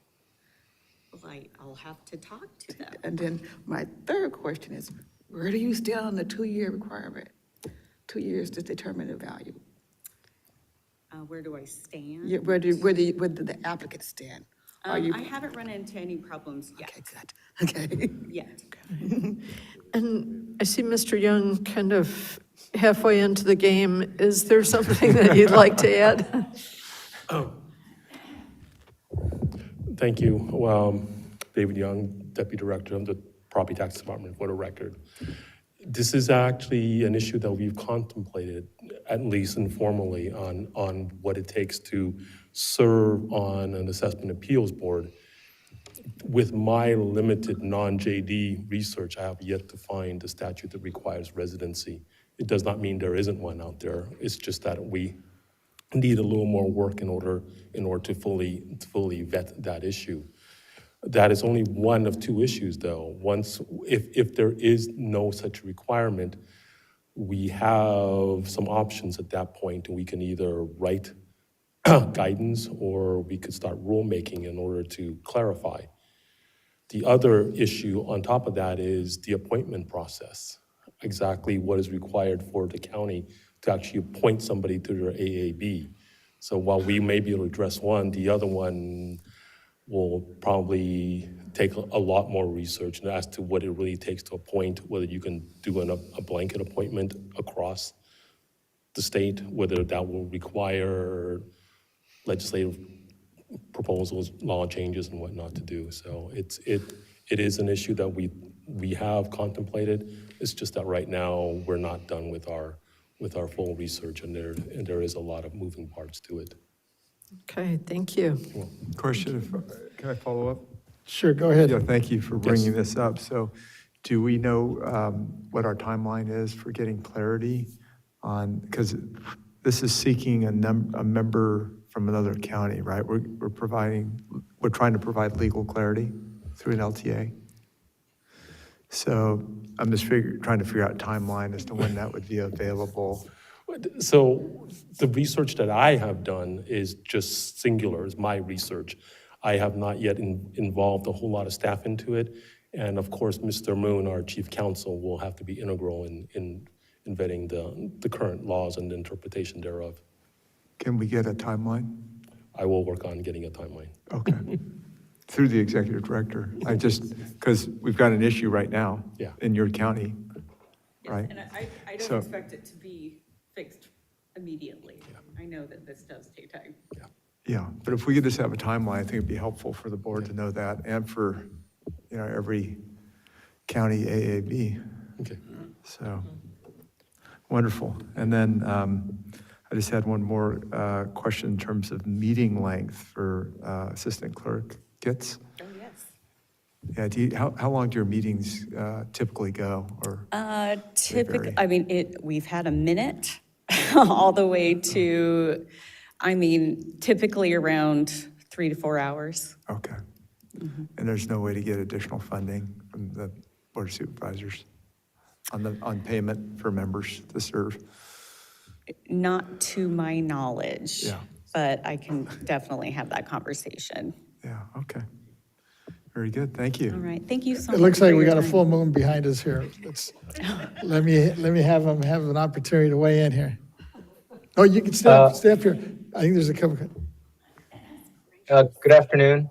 This is Richard Moon, Chief Counsel. I just wanted to add, just in terms of timing, it's even a little bit more complicated than what's already been discussed. And that is because in addition to the research that we need to do, part of that research is going to be whether this is an issue that can be handled, in fact, by an LTA, or whether we will actually need to do rulemaking or some statutory change. Or I suppose the quote unquote worst case scenario would be even an amendment to the Constitution, because there is existing section 16, which gives the counties a responsibility to equalize values for local property. And I'm not saying that it would affect that, but that's something we would have to look into. That doesn't sound too hard. All right, thank you so much. When you said constitutional, I really started Just focusing. change the Constitution, it's Gotta fine. Be careful, yeah. All right. And I think there might be another question from Member Schaefer at the end. Is there a multi-county board? I mean, that's in some parts of the state where you just expand the number of counties on a board, which opens up your pool of possible members. We don't have a multi-jurisdictional board. I don't think it has come up as an option strictly for reasons that were brought up previously as far as the administration of it, the cost of the administration of that. I'm a little unsure how that would work. So I think in my mind, having someone from a neighboring jurisdiction come out on an as-needed basis seemed like an easier thing to do. Apparently, it might not be. But it would definitely be something we could look into. From another county to come sit on your board. Correct. On an as-needed basis. Oh, that makes sense. Thank you. Yes. Looks like our deputy controller has another question for you. Yeah, just want to follow up, and I don't need a response from the Board of Equalization today, but in an emergency situation like you're coming up on, does it make sense, or if the board ever has in the past had somebody on staff qualified to be an AAB member that can be a substitute fill-in the meantime? And that's kind of the state deploying a resource to a rural county where a qualified member of the Board of Equalization can go and just kind of be a filler for the meantime until you guys get your staff that you need. And that's just something I'm going to throw out there, and hopefully we can think about. Thank you. I didn't even think of that as an option. That could still be a jurisdictional issue. Were you referring to the BOE staff go out and assist? Or county staff? Or were you talking about the county? BOE staff. Oh. Very interesting question, Deputy Controller Imran. Unfortunately, our law requires us to devote all of our time to BOE work. It'd be a conflict of interest. Understood. Thank you. I think we're good. I haven't seen any other hands up.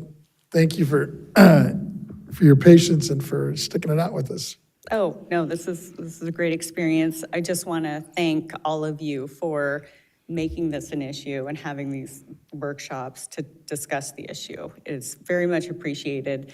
And I'd also like to thank Brendan and Ann for CCBSA for bringing our issues forward.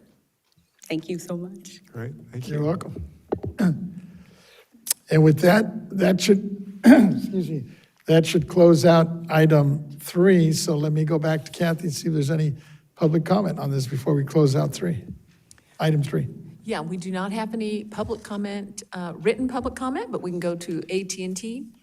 AT&T moderator, please let us know if anyone is on the telephone line that would like to make a public comment regarding item 3 on the agenda. If you'd like to make a comment, please press 1 and then 0. 1 and then 0. Okay, and we presently have no one in queue. Please continue. Thank you. With that, we'll have Kathy call item 4. Yes, our item 4 is best practices, AAB scheduling, exchange of information, and other procedures.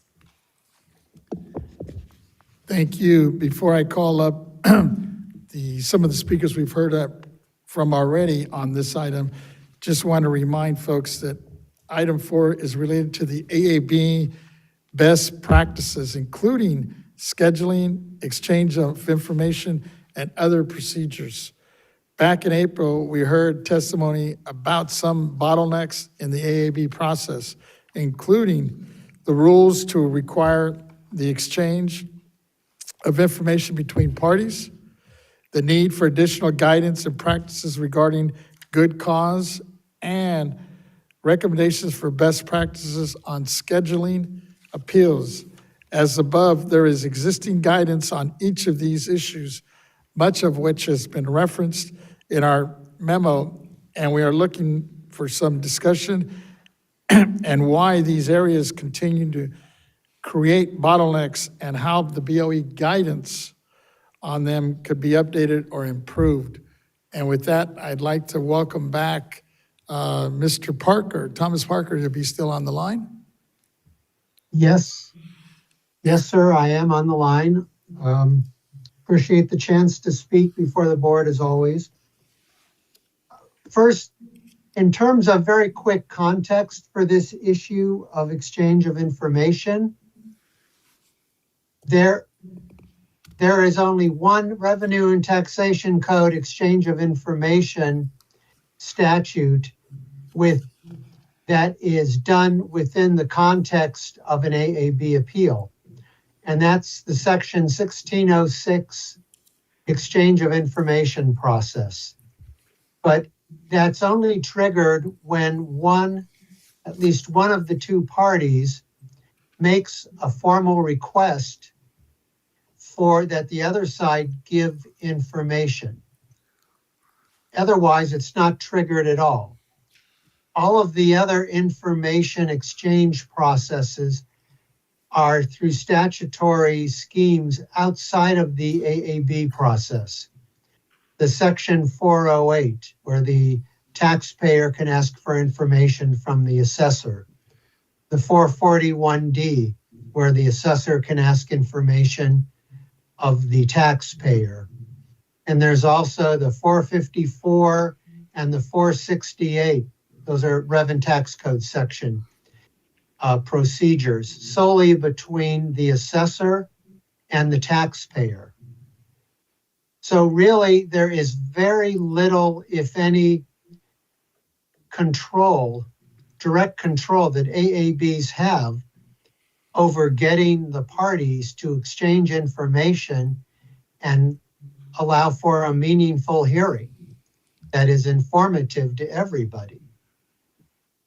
The pre-status conferences help a little bit on the sidelines because they at least identify if the parties are or aren't giving information between each other. But there is no explicit authority for the AAB to act as a trial court would, say a superior court in normal civil litigation, where the court can direct discovery and make sure it's done and penalize people if they don't do what they're supposed to do. There is no such explicit authority given to AABs. So we have very little direct authority to do what everyone will say should be done, and rightly so. That is to say, the parties ought to early on, or as early as possible, be talking to each other, exchanging information, so they both understand each other's valuation case, and they can ideally cut a resolution which everybody can live with. But if that doesn't work, at least the hearing that ultimately results is a fully informed hearing, and the AAB has all the necessary information to make a well-informed decision, whatever it is. So under the current structure, there really is a very limited enforcement capability for AABs. To the extent there is any direct enforcement, and I'm using that term loosely here, it's built into, say, 441, where where an AAB can give a continuance if information that wasn't given but should have been is suddenly thrown into the hearing. So the long and short of this context statement on this point is, unfortunately, there's not a heck of a lot of any forceful consequence that AABs can do to get the parties to exchange the information and start talking as early as possible. I wish I had a better statement to give to the board, but that's really the bottom line. As I said, pre-hearing conferences can hopefully encourage the parties to do what they ought to be doing, but no guarantee that that works. Regarding good cause, additional guidance is always helpful. Good cause, though, is a factual and legal determination based on the particular facts of the particular appeal. And so I think guidance, you can't have ironclad guidance such that you don't need to, AABs don't need to use their discretionary thinking. Scheduling questions, the CCBSA would takes the view that, since, as has been acknowledged in the past and rightly so, scheduling is fundamentally the AAB's decision as a constitutional and statutory matter. Scheduling is such a varying thing. The scheduling that is required of Butte County, just recently discussed, is far different from San Diego or Santa Clara or Los Angeles or San Francisco.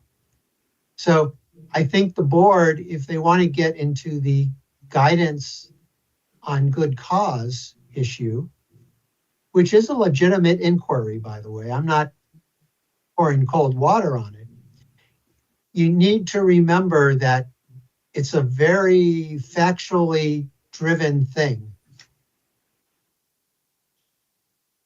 As far as the development of statewide AAB portals go, that is a great idea, but it takes a ton of money to do it. And whether or not the money is available, it certainly is not available at the county level, is, I think, the biggest impediment. What the state board could do, if the state board wants to be supportive of that last point, if they could help get the legislature, especially when times get a little better in the budget world, to put money out to develop such a portal, that would be great. I'm glad to answer any questions. Thank you. We'll call up a couple more speakers and then I'll turn it over to my colleagues if there's any questions on this. Do we still have Ann Moore from San Diego on the line? Yes. Go ahead. Okay, I'll try to be quick. I think timely exchange of information is an ongoing issue. So whether it's the applicants or their agents who are requesting more time to gather supporting data, or whether they submit incomplete exchanges, either way, postponements follow, and each postponement doesn't just delay one taxpayer's case, it pushes back others that could have been scheduled in that same time slot. So I think it's an issue that we really need to address.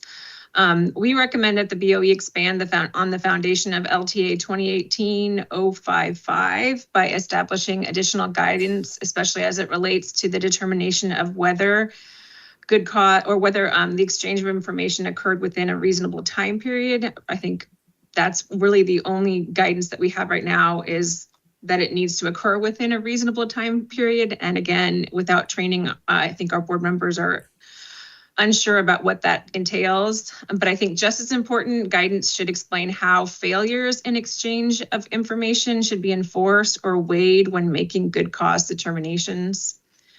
And then I know I touched on good cause already, but as I mentioned, right now the standard is unclear to many board members, especially those without legal backgrounds.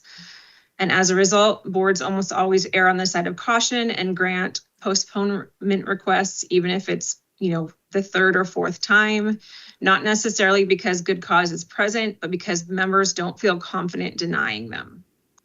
So what's needed is BOE guidance that defines what good cause is for an assessment appeal, but maybe more importantly, what it is not.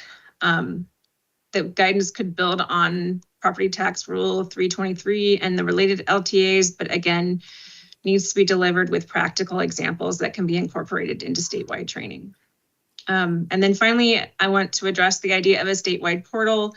I think this could be super valuable for small and mid-sized counties that lack the resources to build it and maintain their own systems. But I think it's a more complex issue. Larger counties like Los Angeles and San Diego obviously already operate dedicated systems that are capable of handling complex, high volume, multi-year caseloads. Our systems would not meet the needs of smaller counties and vice versa. So a one size fits all system is not something that would serve every county equally well. It's also important to note that simply providing a system is only half the battle. Counties must also have the training, technology, infrastructure, and staffing to support such a system to use it effectively. So developing a system is not just a one-time expense. It's going to come with ongoing maintenance and support costs. And for some counties with very limited resources, even a shared system may not truly be accessible without those additional supports. Thank you. Thank you. Do we still have Brandon Balajas still on the line? Yes, I am. We'd like to hear your thoughts on item 4 as we close it out. Yeah, I'll be brief because what Tom and Ann said basically cover all of the organization's perspectives. We really, a lot of other solutions suggested on other items today have a trickle-down effect on the scheduling process. And we think a combination of reducing frivolous or unsubstantiated filings combined with better regulations on timelines for exchange of information will reduce the compounding effects on the scheduling process. And so it's really all parts of the process come together, and that's what's negatively affecting scheduling across the state. And so they pretty much covered all of our recommendations. Again, our organization is supportive of the BOE assisting in identifying funding methods to get smaller counties or a pilot program together for those that want to implement an electronic filing system. But because of the reasons Ann mentioned, any statewide mandatory system wouldn't be supported at this time because too many counties have already made significant investments in their own proprietary systems. And the final thought on this subject, Mr. DePascali earlier today mentioned bifurcating hearings into 2 different types of boards depending on property types. We want to cautious against one size fits all because smaller counties, like you heard from Ms. Kitts earlier, she can hardly find enough people to serve on one board. And so if we had to have specialized members for specialized application types, a lot of counties are going to have a much harder time filling those boards. We prefer to keep it where we can mix, where a board can hear any type of case. And those counties that want that specificity for who can hear what type of cases have already implemented local ordinances to do so. So we discourage a county-wide splitting of cases to certain boards because we think that's going to complicate things for our counties that are already struggling. And that completes my comments on this item. Thank you. And before I close out, Melissa Katz, this is an opportunity if you need to, if you have any comments for us. Thank you. With that, we'll go ahead and close this out, and I'll have Kathy check on any written comments or check with AT&T before we close it out. Member Vasquez was, yes, I believe we had Chris O'Neill was going to speak on item 4. Were you going to be on this topic? Oh, I'm sorry. Come on up. I didn't have you on my list here. I know you've been sitting patiently waiting. I thought you were on the next item. Thank you. Welcome. Member Vasquez. And for allowing us to come forward and speak on these varied topics, and also Chair Gaines and the rest of the members that are assembled here. This has been somewhat of a fluid process, so, and I apologize, my comments may flow into issue 1 or issue 3 or whatever, but I'll try to focus on issue 4, I guess. Let me first give you my background. I am Chris O'Neill. I am a shareholder and senior partner in the law firm of Greenberg Traurig in Irvine, California. Greenberg is a multinational firm. We have a team of 7 attorneys in California who handle state and local tax matters, 3 of which do property tax exclusively. I've been practicing law for 40 years, and 35 of those years have been in property tax. I am the co-editor of the West Publishing's Taxing California Property, the leading treatise on California property taxation available. I'm also a co-editor of the American Bar Association's Property Tax Desk Book, the California chapter. I have been plying the field, if you will, of property tax for many, many years. I can say I've been in hundreds and hundreds of Assessment Appeals Board hearings, and not on homeowner cases, on refineries, on mines, on shopping centers, on complex properties. I say that because there's kind of a great divide. There's 2 great divides in property tax. The first great divide is there's the homeowner case, there's the small office building owner case, there's the small shop owner case, and then there's the refineries and the amusement parks and the port properties, the complex, difficult properties. Those types of properties have very different needs when it comes to scheduling, when it comes to types of board members, when it comes to the whole process. And I'm going to address that in a minute. The other way that these break down is large county, small county. Large counties like Los Angeles, they have a lot of sophisticated board members. I practice there regularly. There are many lawyers who sit on the Assessment Appeals Board in Los Angeles and in San Diego and in San Francisco. The large counties have the variety of board members that you need to do a pretty good job. Now, granted, they're not property tax lawyers, but they're attorneys, and some of them will understand due process. What is good costs? How does this system work? Not so much in the smaller counties. You probably don't have any board members who are an attorney, and yet you may have the 3rd largest oil and gas field in the United States in front of the board in that county, and they have no idea how you value on oil and gas property, so they do their best. Regarding counsel, every Assessment Appeals Board in the state of California has an assigned deputy county counsel. In some cases, like Los Angeles, it's a full-time counsel. In San Diego, a full-time counsel. In some cases, it's a full-time counsel, but he's wearing 6 or 8 or 10 other hats in county counsel's office. What do you do in that circumstance? And Mr. Emron, you brought this subject up. In fact, what happens in the small counties, and I've seen this happen, Inyo County, Mammoth Ski Area, huge assessment. What do? They hire outside counsel to come and sit as the board's counsel. So that's how you fill that knowledge gap if you need it. And then you can bring in, and I've had colleagues who have sat as a county counsel for an Assessment Appeals Board in those big matters. So let's move down the road. I want to address first, before I get into specifically scheduling and exchanges, the whole idea of Assessment Appeals Board members and training. A huge issue. It's been an ongoing issue. I like this idea that's been floated, and apparently in some of the literature today, training modules. Great idea, because someone needs to be able to explain to a board, how do you value a shopping center, right? They're in every county. How do you value large ag land? I mean, it's not really a lot of ag land in San Francisco. So what you could do is you could create modules to do that. I'm concerned about going and grabbing a module from a particular county, however, because that's specific to that county. And I think 2 things have to be borne in mind when you do that. You're going to get plenty of input from state board staff and assessors, but remember, you got to put the taxpayers into the picture too. Don't create a module about how to value shopping centers and leave out the taxpayers. And let me tell you why. Because there's right now a big ongoing controversy in property tax land about how you value shopping centers and department stores. Do you view department stores as big boxes like Walmart's now because they're disappearing? Or do you value them as department stores? And then the other big bugaboo, intangibles. How do you deal with intangibles in shopping centers?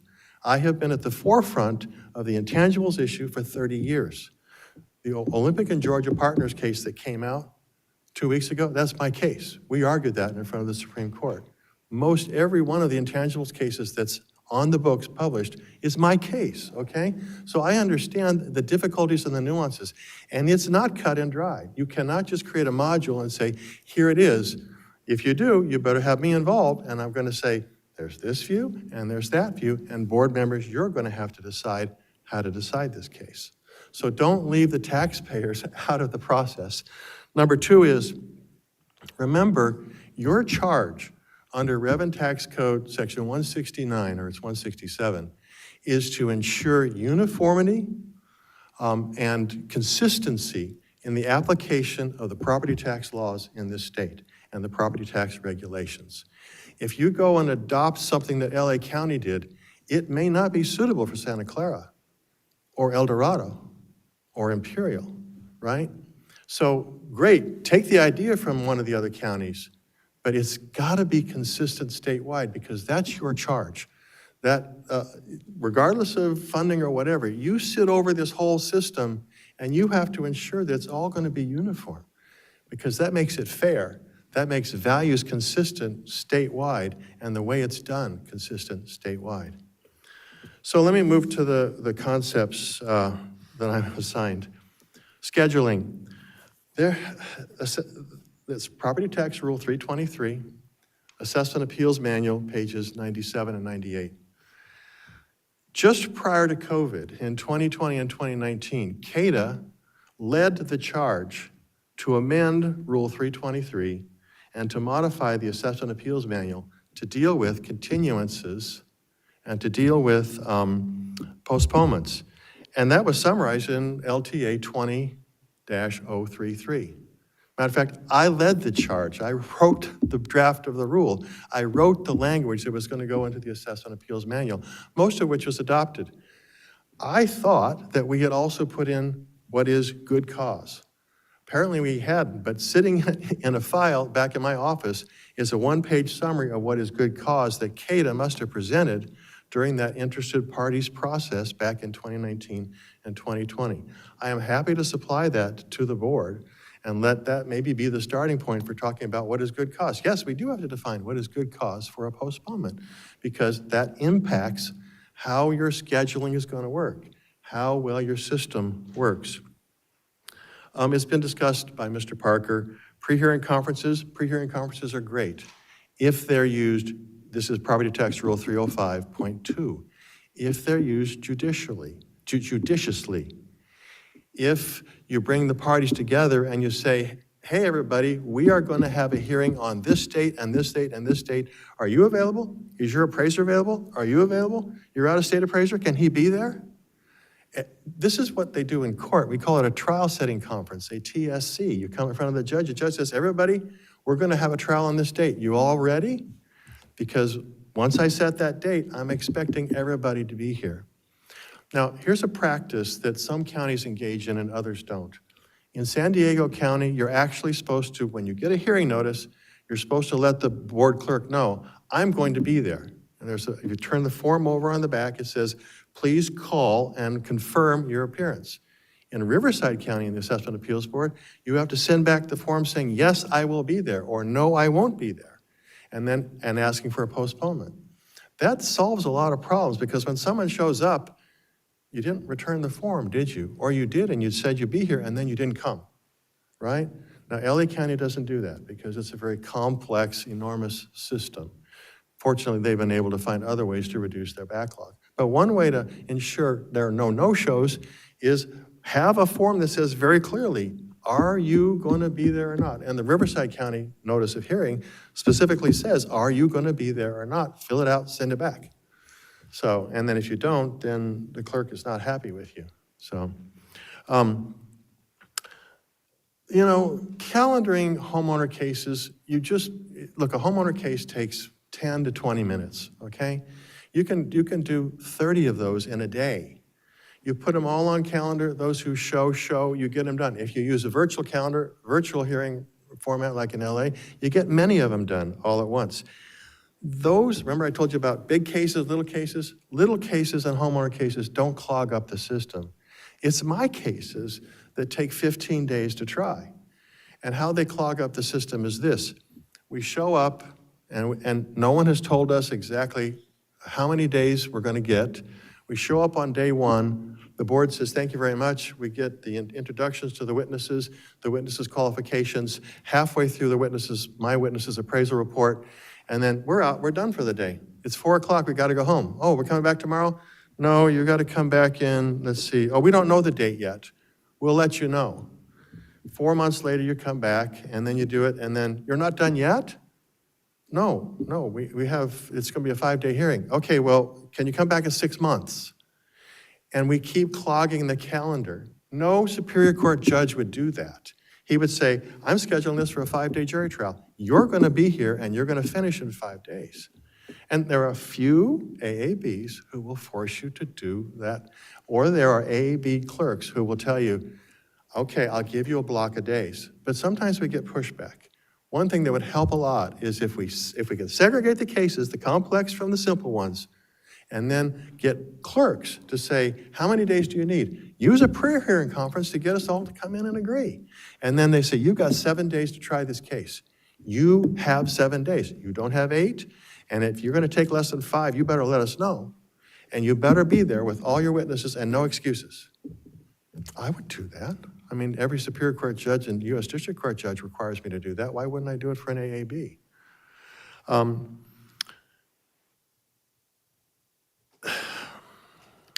Larger cases, sometimes now we've said, is there a better way to do larger cases? And some people have said, let's have large case rules. Santa Barbara County has large case rules. Merced County has large case rules. Another one of the counties has large case rules. Those are really good because they force the parties to exchange it says in the rules, here's how you're going to do your pre-hearing exchanges. It says you're going to brief beforehand, and here's the briefing that's going to come in. It says you will pre-mark your exhibits and you will get them in by this date. That's very helpful. I've suggested this before. Could we add to the property tax rules large case rules? Large case procedural rules, the 300 series rules? That could help. Other problems that have come up, and these have to do with findings and the hearing's over. Findings are written. There is a lot of variability in findings, and this is leading to a lot of litigation nowadays. I will tell you, I started this back in the early 1990s. We always did our case, decided it. Nobody went to court. There were very few cases that went to court. Now, there are many cases in Superior Court from AABs. And one of the reasons is, there's 2 reasons. One is legal issues now are in the forefront of many cases. Legal issues are the ticket into Superior Court, and that's why there are so many cases now in Superior Court in most counties. And many of those are my cases. Why does that happen? Because board findings are insufficient or inadequate many times. And better training, here I go back to number 1, okay, these things all blend together. If board members could be better trained how to write findings, or if they would require that the board counsel oversee the process, and it varies. In some counties, board counsel writes the findings. The board then looks at them and says, we agree or we don't agree. And they tell the council, here's what we want, and then they're written. In other counties like Los Angeles, the findings are written by the board members. And that, of course, depends on the quality of the board member, their abilities to write, their abilities to put down what their decision is. And remember, they're writing a decision. Why? So a Superior Court judge can decide how you ruled. And if those findings are inadequate or unclear, that's a problem, okay? Because then, and I've got 2 or 3 of these now, Superior Court cannot decide how the board decided because it's too ambiguous and sends them back.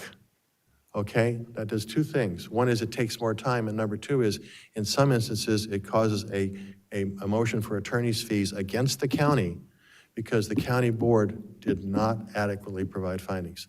Revenue and Taxation Code 11, is that funny? 1611.5 and 1611.6. That's requires it, that's the standards, okay?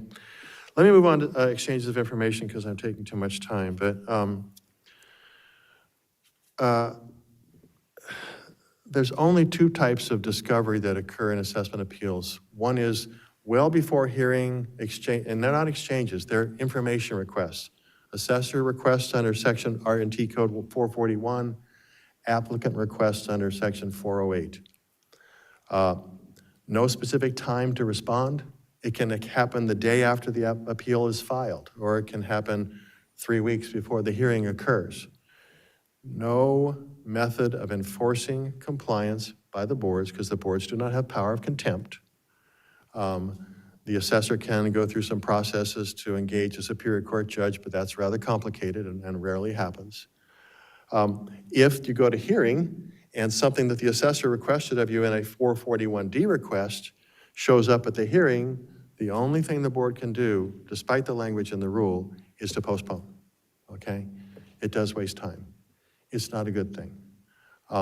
But let me say this, back in 2018, 2019, and 2020, and one reason CADA came forward on this issue back then was we also had 441D requests that would be issued, and an assessor would say, not enough information, I want more information. And the board would say, okay, no hearing, go back. And then here's some more information. Assessor again, not enough information. And you would get serial postponements because you were trying to meet an assessor standard that was too hard to meet.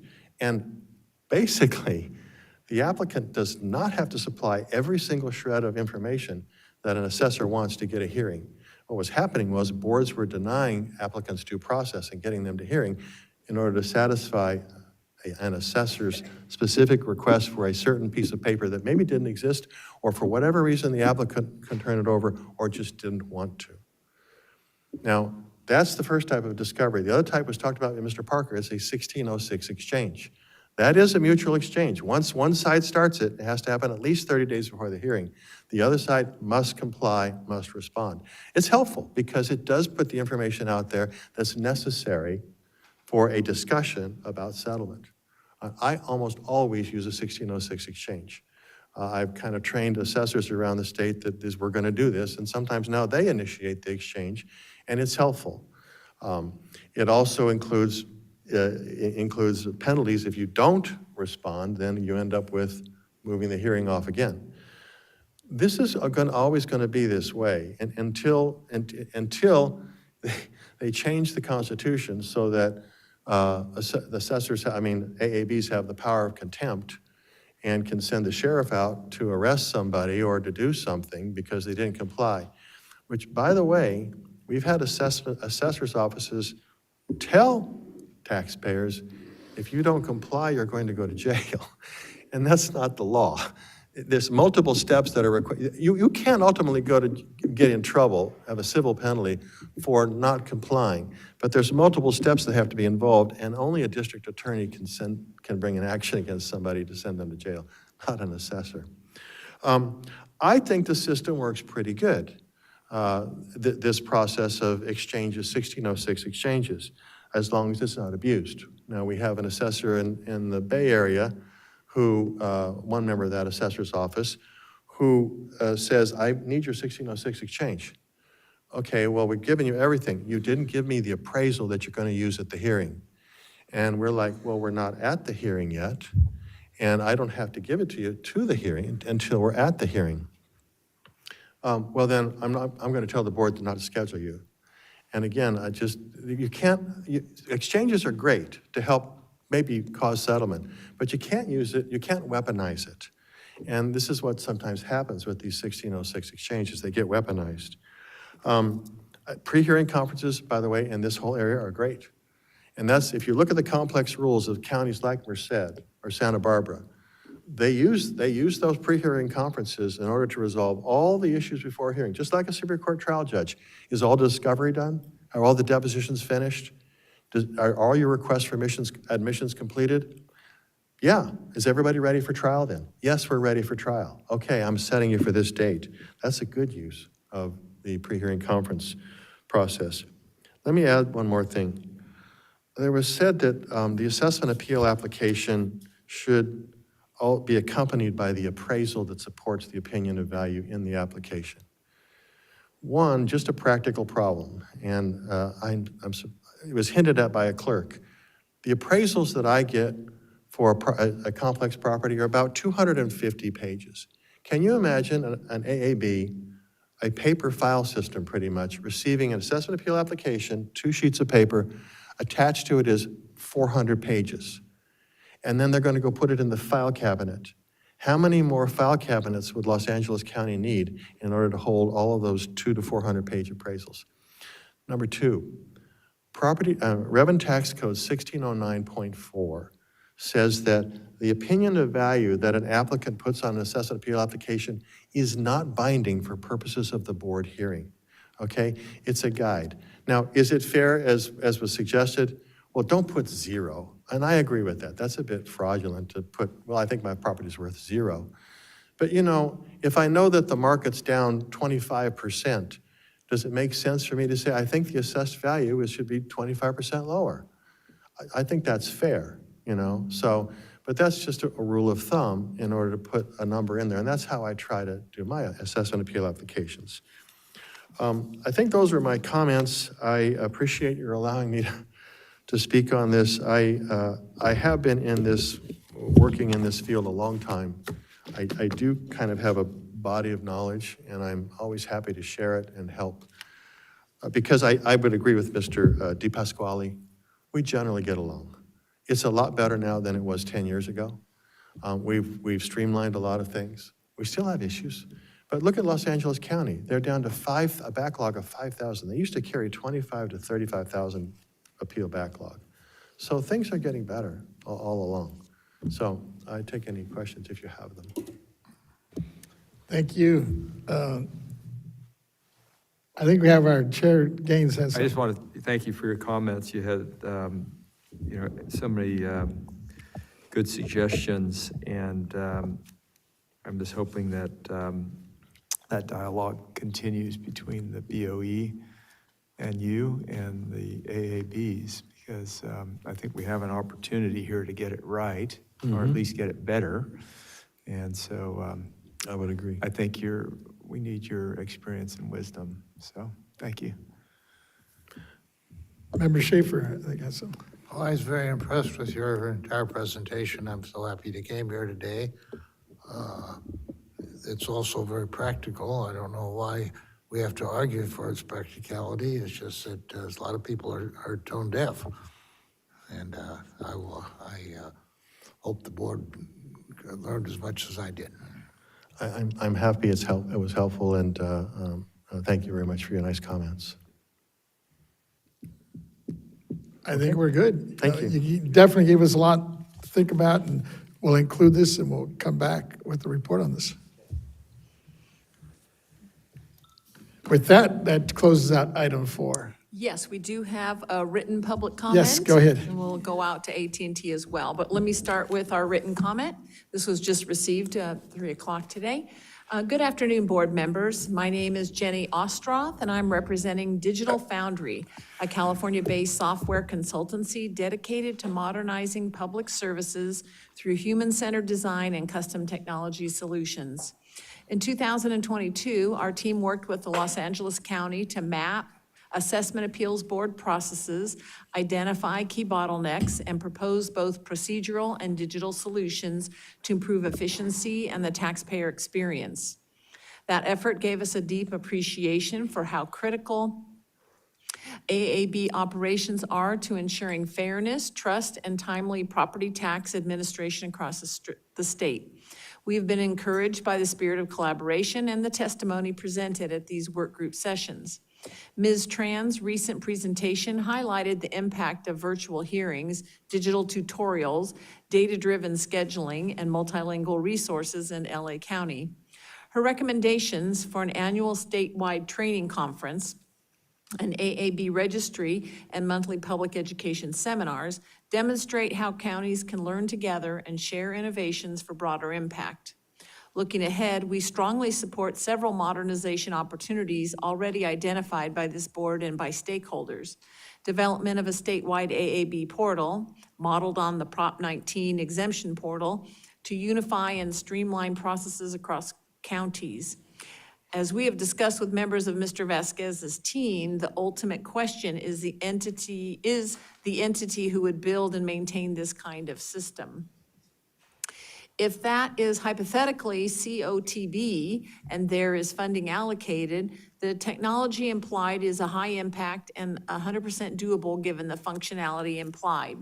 We believe that there is value in tailoring this to the California counties' needs versus shopping for a solution that forces its own offering onto the counties. Expansion of digital training ecosystems, including virtual conferences and shared curricula to support consistent training for AAB members statewide. Simplification of the appeals process through online applications and interactive self-help tools, reducing errors and administrative burden. Wider adoption of e-signature and authentication systems to replace paper-intensive workflows. Establishment of cross-county data collection and reporting frameworks, giving counties visibility into closure rates, continuances, and hearing outcomes. Equally important, we believe that the regular cross-county forums like the monthly stakeholder meetings Ms. Tran described are the right venue to identify requirements and surface process improvements in a structured, collaborative way. Digital Foundry has experience playing a facilitator role in these kinds of sessions, helping counties capture requirements, compare practices, and translate them into actionable system specifications. Whether or not Digital Foundry is directly engaged, we firmly believe that shared digital solutions and standardized processes will reduce costs, accelerate resolutions, and enhance fairness for taxpayers across California. Thank you for your attention to this issue and for creating the space for innovation and collaboration that will strengthen property tax administration statewide. I think you said it in the beginning, but who is that from? From Jenny Ostroth of Digital Foundry. I believe they spoke at a previous hearing. It sounded familiar. Yes. Thank you.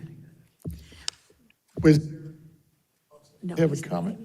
Now do you have comments, or do you want me to go out to the AT&T line? Let's do the AT&T Okay. so we can close it out. Yeah. AT&T moderator, would you please let us know if anyone is on the telephone line and would like to make a public comment regarding item 4 on the agenda? Certainly. For comments, please press 1 and then 0 on your touch-tone phone. 1 and then 0.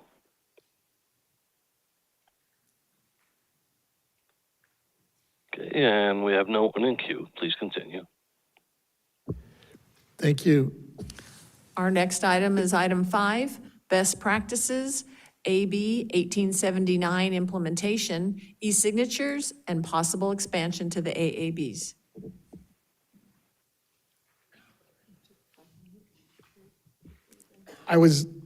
We're going to take just a quick 5-minute break. I think one of the members wanted to just take a 5-minute, and we'll be right back and finish the last item. So I had 3:42, we'll be back 3:47.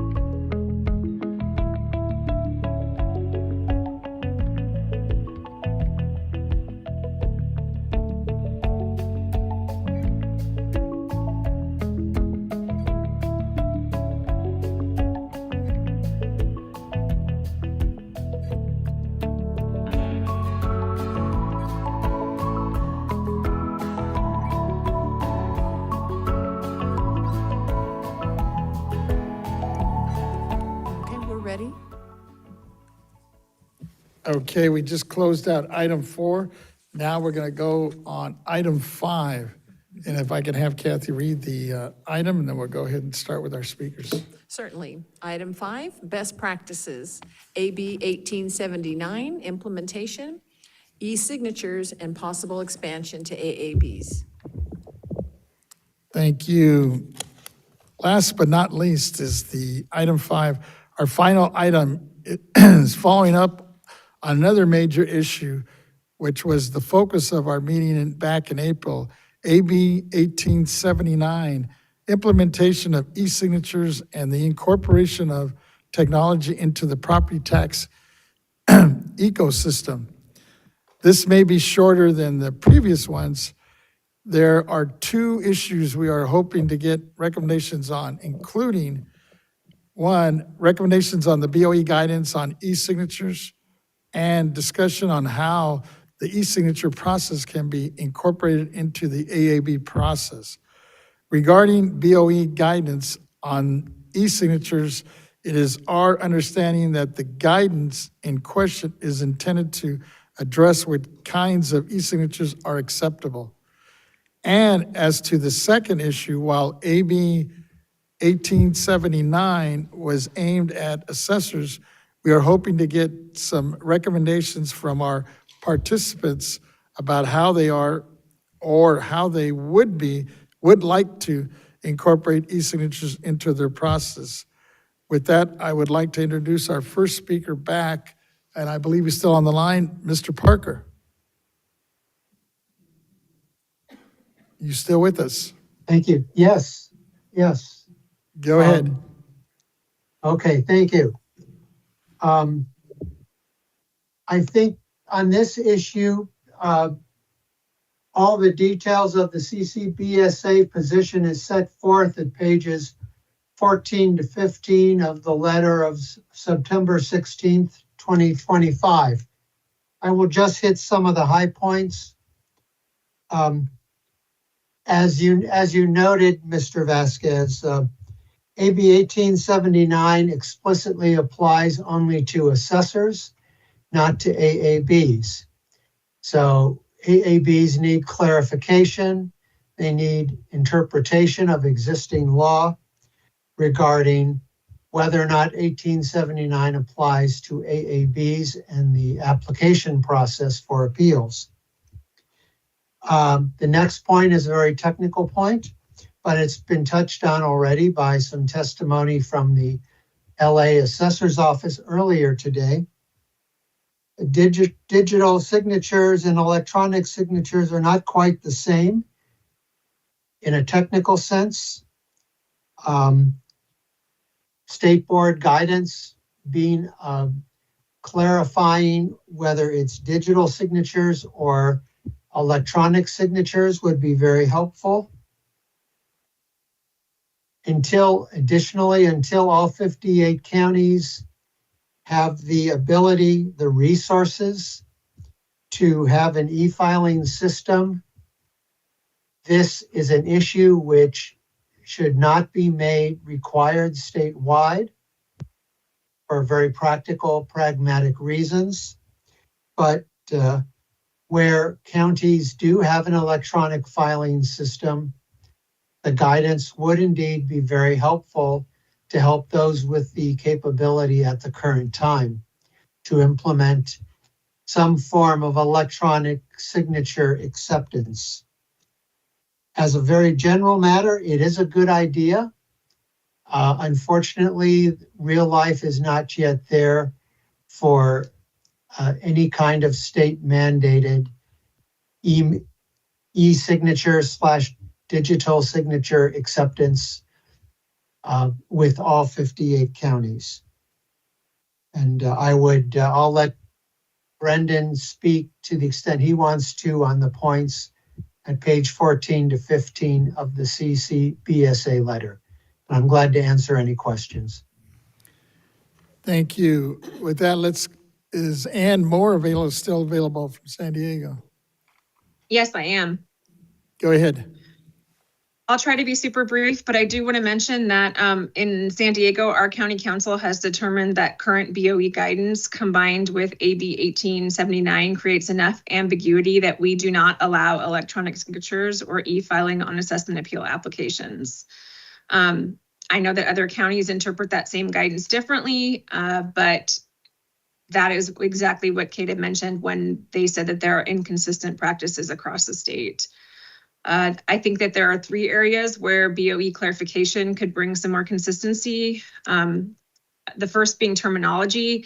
LTA 2007-059 is generally what is cited for the use of electronic signature, but it uses the terms electronic signature and digital signature interchangeably. And as others have discussed today, they're not the same. Digital signatures require a much higher burden of authentication, and both come with a cost. Some platforms for digital signatures even charge by the signature, and so that can cause cost prohibitive. That can become cost prohibitive for some counties, even larger counties, just based on the volume of their filings. As Tom mentioned, AB 1879 gives the assessor specifically discretion, not the clerks. So I think clarification that the clerks may accept electronic signatures would be especially effective. And then as far as authentication goes, both AB 1879 and the LTA mention authentication, broadly. Paper filings with wet signatures can come in the mail and require no authentication. If we question the signature, then we will set it for a validity hearing and have the party come in so we can validate that. I think that if we're going to require authentication of electronic signatures, that we need to do so at this, to create the same burden and not more so, because otherwise what we're going to see is that counties with resource issues are just going to default to paper filings because it is less costly. There, as a whole, for clerk of the board, yes, of course, there's always risk of with e-signatures and digital signatures, but it's not the same level of risk that the assessor's processes hold. So the lower burden of e-signatures for clerk of the board could be much more appropriate. And that is all I have. Thank you so much for the opportunity to share San Diego's perspective. I think that clear guidance from the BOE on all the topics today will improve equity for these processes across the state. So thank you very much. Thank you. Thank you for hanging in there with us. And with that, let me go with, do we still have Brandon Balakis with us? Yes, sir. Yes, sir.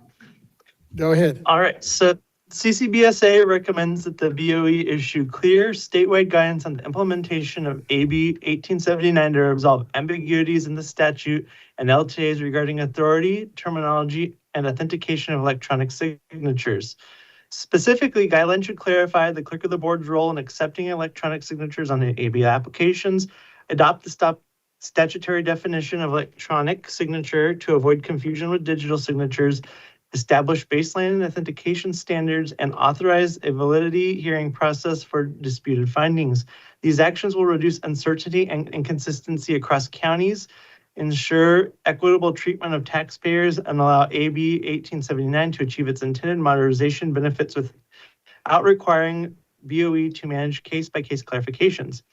Our recommendations in this area include BOE issued clarity on how AB 1879 applies to the clerk of the board in the context of assessment appeal applications, define terminology precisely for electronic signatures and assessment appeal settings, establishment of a baseline signature authentication standard, clarify the validity hearing process to include determination of validity, validating electronically signed documents, and provide clarity on the use and procedures for electronic signatures on agent authorization forms.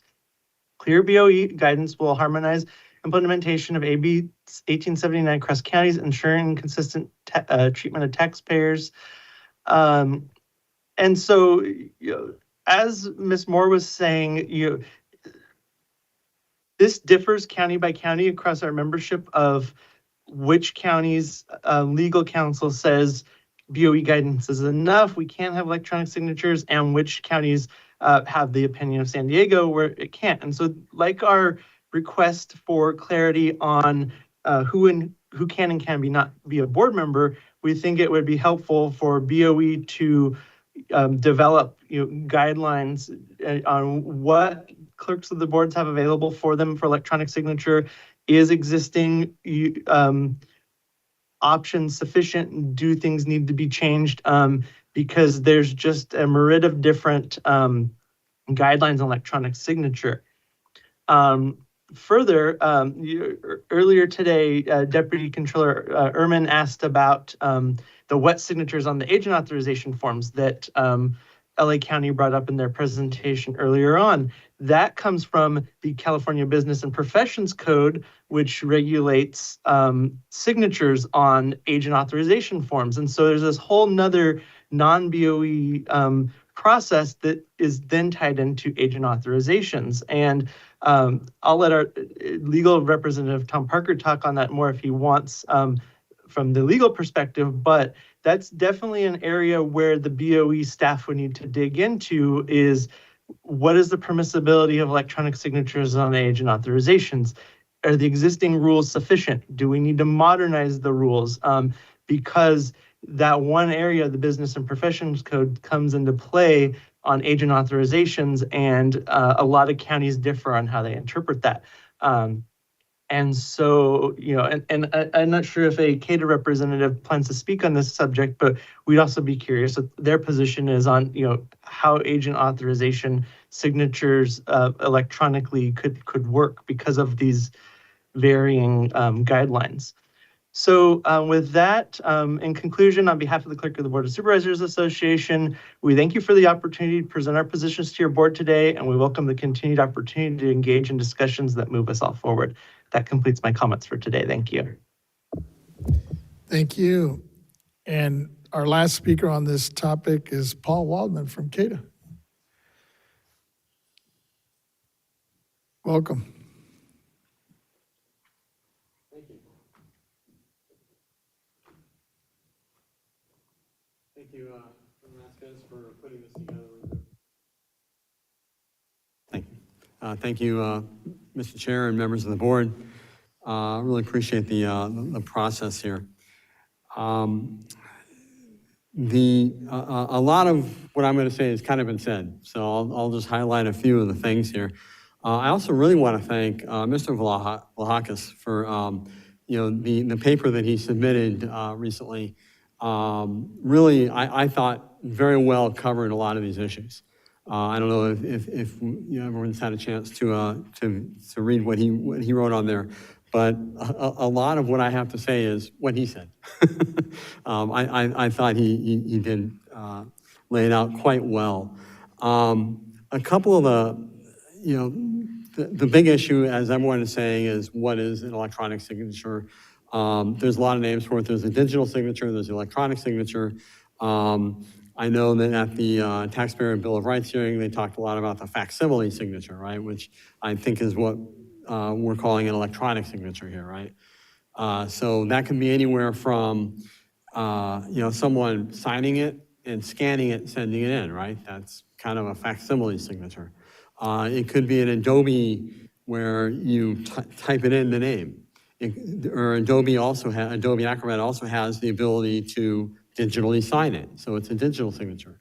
Or you can have like that fancy cursive script, right? And put that in there to show that it's a signature. You can also have an image of a signature that you insert into the document. And it's an actual signature that was copied and turned into a digital file, right? So that would probably, I assume that would fall under an electronic signature category. So you have a lot of different options for doing that. But really what I think a lot of it comes down to is, number one, and Mr. Liu earlier said this very well. He said, most people are trying to receive a benefit here, right? And he pointed out that he has never seen any examples of fraud when it comes to a signature. And I think that's key here to remember what we're doing. I feel like we're trying to fix a problem that maybe isn't there, right? With all the authentication and the levels of security. a number of people have pointed out there is no authentication required whatsoever for a wet signature. And yet now we're saying, all right, well, for an electronic signature, we need these 8 levels of authentication, and it has to go through this process and that process. And, you know, my argument is kind of, you know, are we trying, what are we trying to do here? Are we trying, is the goal with electronic signatures to create better security from what we had before? Or is it to try and create an ease of process, right? And I assume we're all generally on the same page, and it's really the second thing, right? We're trying to create an easier process here. And so as I think it was Ms. Moore just pointed out that, you know, do we really even need those levels of authentication with a digital signature? You know, I would urge the board to simply provide guidance that, you know, any electronic signature can be considered a signature. It signifies an intent to sign it, right? Anything filled into that signature box, to me, indicates an intent to sign it. And if there's a problem, and Mr. Vlahakis pointed this out in his paper, was there should be a robust process for a validation hearing. But certainly only if there is reason to believe there's something wrong with that signature, right? So if there's reason to believe there's a problem, there should be a process to validate it. But I believe that's kind of as far as it should go. You should kind of err on the side of, you know, there's a signature of some sort in there. I think there should be the assumption that there was an intent to sign it, and only if there's a reason to believe there's a problem, then you pursue that authentication. And the authentication can be, you know, people talked about a paper trail. Maybe it can be an email, right? You know, an email to the client, you know, requesting a signature, and an email back saying, here you go, with the attached document and the signature. You know, that could be the follow-up if needed and necessary.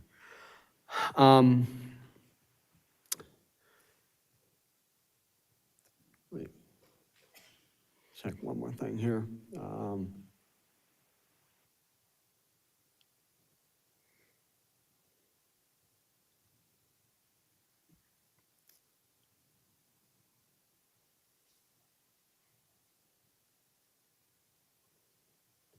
Okay, one of the things that, you know, and I had mentioned on our call, we talked about, one of the problems is we don't know what counties do what.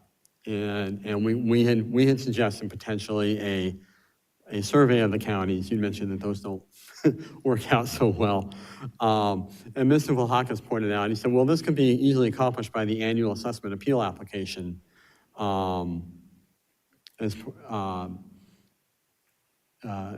He wrote, with regards to, this can be accomplished as part of the annual assessment appeal application certification process. The problem is, one of the other issues that we've run into, and I've mentioned this before, we've generally been talking about the Assessment Appeals Board with regard to electronic signatures. But there's also an issue with the assessor. And a big example of that is personal property filings. We touched on it a little bit with letters of authorization. And I agree, I do think the letter of authorization definitely needs to be looked at as well. And I'm not familiar with the legal language of I think it said it was the CVP, was that needs to be looked into. And I think we should very much look into that for sure.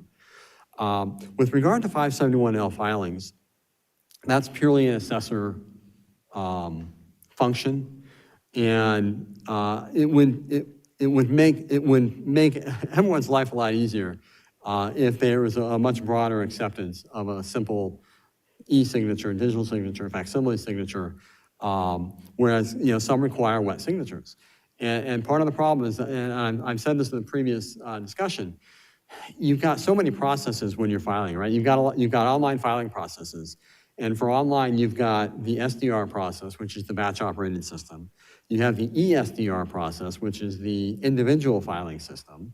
Both of those were created by Webster Guillory many years ago. And I believe the number was something like 36 of the 58 counties have adopted the SDR, and some number of those have adopted ESDR.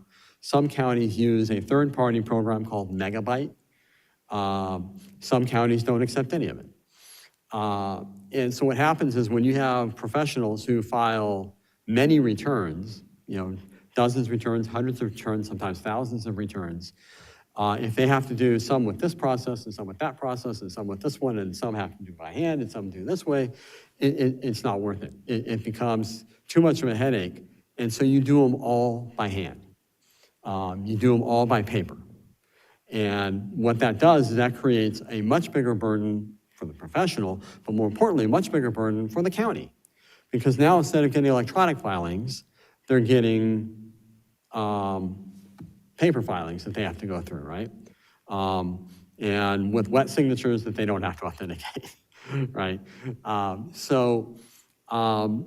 That's one reason why I do think that the electronic filing system needs to be improved, and that would improve the e-signature issue as well. But more specifically to what we're talking about today, as far as guidance, I would strongly urge the board to find some way to provide guidance that really any kind of electronic signature should be considered and should be accepted unless there's some reason to doubt its veracity, at which point there should be a validity process.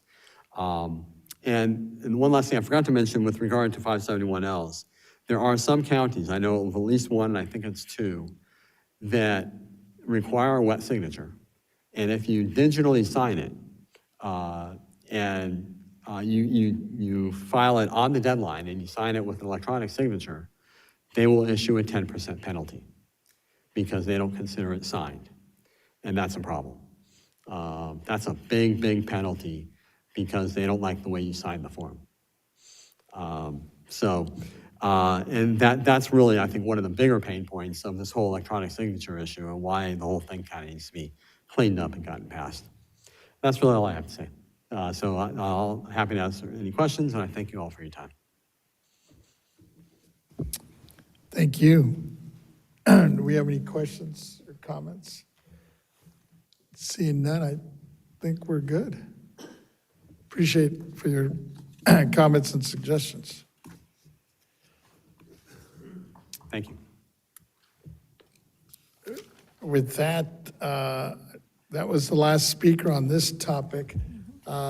Kent, do we have any written comments on this? I know we did on the other one. Yeah, we do not have any written comments, so we can go out to the AT&T moderator. Yes. All right, AT&T moderator, please let us know if anyone on the telephone would like to make a public comment regarding item 5 on the agenda. To make a comment, please press 1 followed by 0. 1 followed by 0 on your touch-tone phone.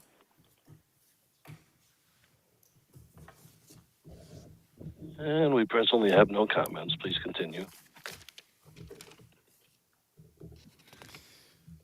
Thank you. With that, I'm going to give some, I'll do some wrap-up comments, and then I'll open it up for my colleagues if they want to do any wrap-ups before we close this out. First, I guess I just wanted to thank all the participants who attended here today. We know that we had a lot on the table here for discussion, and I think that we received a lot of critical testimony which can move these issues forward, especially on, I'm looking at the 3 main topics. On topic 1, we heard some recommendations about actions we can take to improve the AAB member recruitment and training, such as 1, providing guidance on out-of-county members, and 2, increasing communications about the access to the BOE trainings for the AAB members. On topic 2, we heard about some ideas to improve the assessment appeal application process through 1, identifying aspects of the current application which create the most taxpayer confusion, 2, seeking out ways to supplement county-provided taxpayer resources, and 3, sharing best practices on the how to address problematic or excessive filings. On topic 3, the participants testified that there are some common bottlenecks for the appeals process which could be improved, such as 1, facilitating the earlier exchange of information, 2, encouraging AABs to understand and apply good cause standards, and 3, considering updated guidance to encourage scheduling coordination between the parties where appropriate. In light of our discussion today, my team will include specific and actionable recommendations as part of the summary report presented hopefully by our next meeting. These recommendations will be put before the board for adoption and then adopted if directed by the board, and then we'll present them to our executive director, Ms. Stowers, for agency, for some action, staff action on these items. With that, let me just open it up for any closing comments from my colleagues, and I'll start with my Vice Chair, Lieber. Thank you. I'd first like to thank you, Mr. Vasquez, for bringing this very meaty topic forward, both in April and at this meeting as well, and your staff for all the legwork on getting these speakers and all the speakers who appeared before us today or made communications with us before the meeting or in the interim between the two hearings. I know that I took a lot of notes, and it's going to take some work to associate the topics that each of the notes were on. And then I want to go back and listen to the April hearing as well, and make sure that I've encompassed everything in my thinking about it. I do feel like there are many ways in which we can improve the process to make sure that taxpayers in California are given a fair shake at having their say and putting their case forward, and having it not be in such arcane language that they have a difficult time being able to communicate their views and feeling like they've been heard through that process. And so there's a lot here in terms of the workings of the machine, from the AABs, the clerks of the boards, the advocacy community, the taxpayers themselves, and I'm sure that I'm forgetting one major part of it in saying that. But suffice to say, make sure that we really take into account all of those who have an interest in this, which is basically all Californians are impacted by it. So what I'd like to suggest is I need a little bit more time to encompass my thoughts. So, and I'm sure that we can get input from staff, but I'd like to kind of aim for November or December, depending on our appeals season and other kinds of factors, because I know that by the next meeting, I won't be ready with my background work to speak cogently about it or to receive communications. We got a very good breakout in writing from the clerks of the boards, and so I want to make sure that we have time to also get follow-up communications in writing on all 5 topics from other folks who have come forward too as well. So I don't want to give undue weight to somebody who got us a nice big white paper before this hearing. But again, I think this is really a great exploration of the issues, and I'm looking forward to our next steps on this. Thank you. Thank you. Chair Gaines, go ahead. Yeah, thank you, Member Vasquez, for a very thorough review, and looks like opportunity for some recommendations and resolution for a lot of challenges with AABs. And just a few things that stuck out in my mind was BOE clarity on the use of AAB members from another county. And I think I'm focused on that because Butte County has an issue, and I know that our executive director's working on that, so I appreciate that. And then secondly, use of simple language and the updating of existing AAB forms seem pretty clear, those issues by several of the speakers today. Review of good cause. Chris O'Neill mentioned that he had a one-page description, so I'm hoping that that would get to the BOE.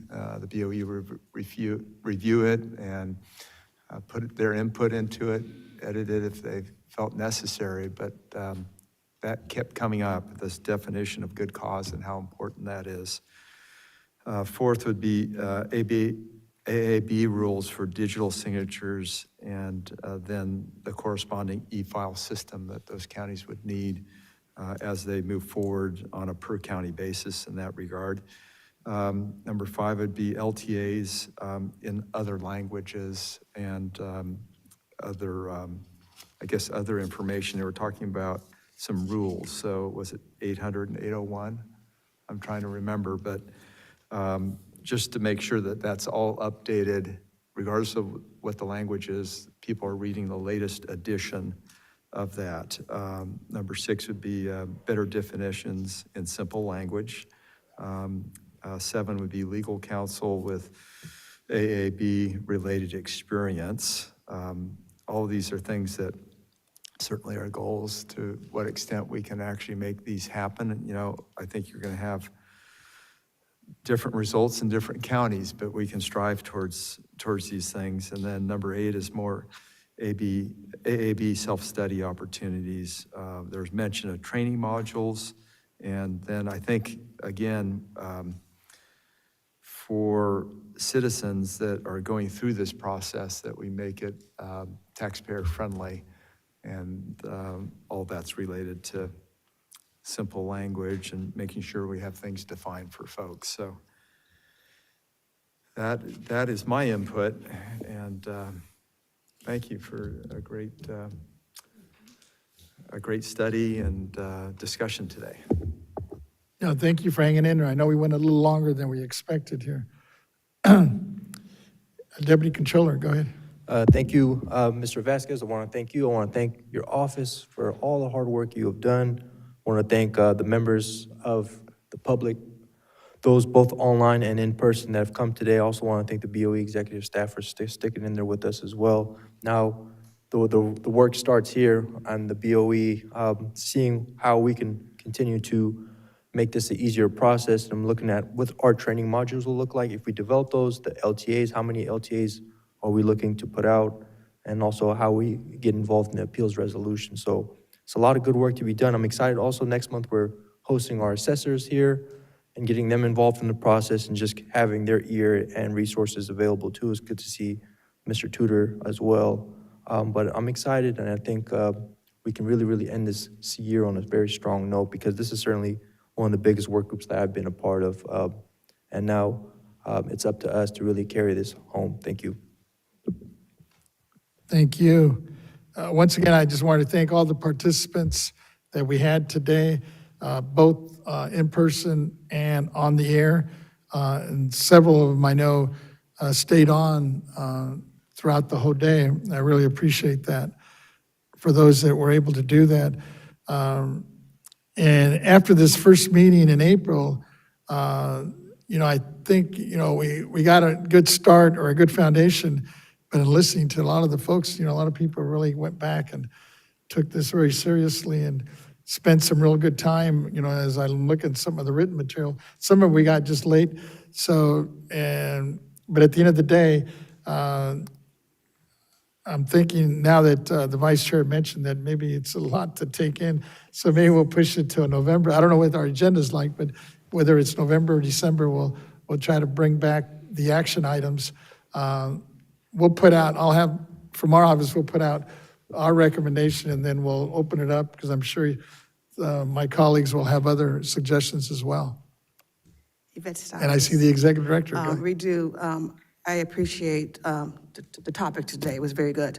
I appreciate what Ms. Lieber said about maybe November, December, just kind of looking at all of our calendars. And we have a full calendar for October. We are moving into appeal season.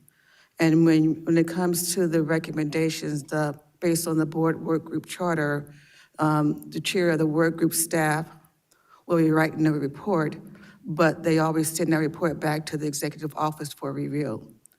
And that review would take place from my team, legal and property tax. And they're quite busy, so I really would appreciate a November, December time to present it to the board. So I'm open, so I'll leave that up to the chair. I know as you're looking to plan the agenda, you let us know where it fits in, whether it's November, December. We'll kind of, I'll have staff, we'll shoot for November, but if it turns out it happens December, that's fine as well. Yeah, I'm open to that as well too, and I encourage all those who haven't, maybe you missed something, or maybe you want to continue, dive in a little bit, please submit it in writing too. I promise we look at every page and we read everything, and I think that'll be helpful as we formalize a final plan. Thank you.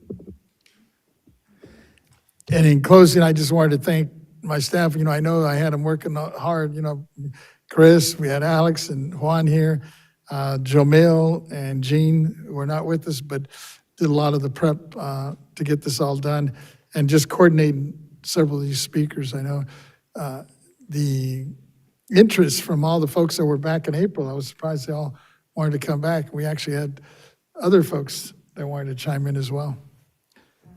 Vice Chair, I think you had some comments. Well, just one follow-on comment.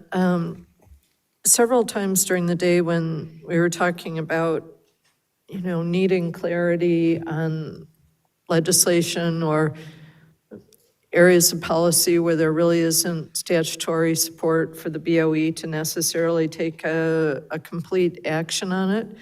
We're going to be going into a new legislative year. And so perhaps we can be thinking about that as we kind of chart out the map of how we could make some improvements in the system. That's always a possibility that's there as well. So thank you again, Mr. Vasquez. Thank you all. And with that, I guess that officially closes this thing out, our meeting. And then we'll be coming back on October. What's our date, October? Yeah, somebody have that in front? October 21st and 22nd. October 22nd and 23rd. No, 21st. Oh, 21st and 22nd. 22nd of October will be our next meeting. So, thank you.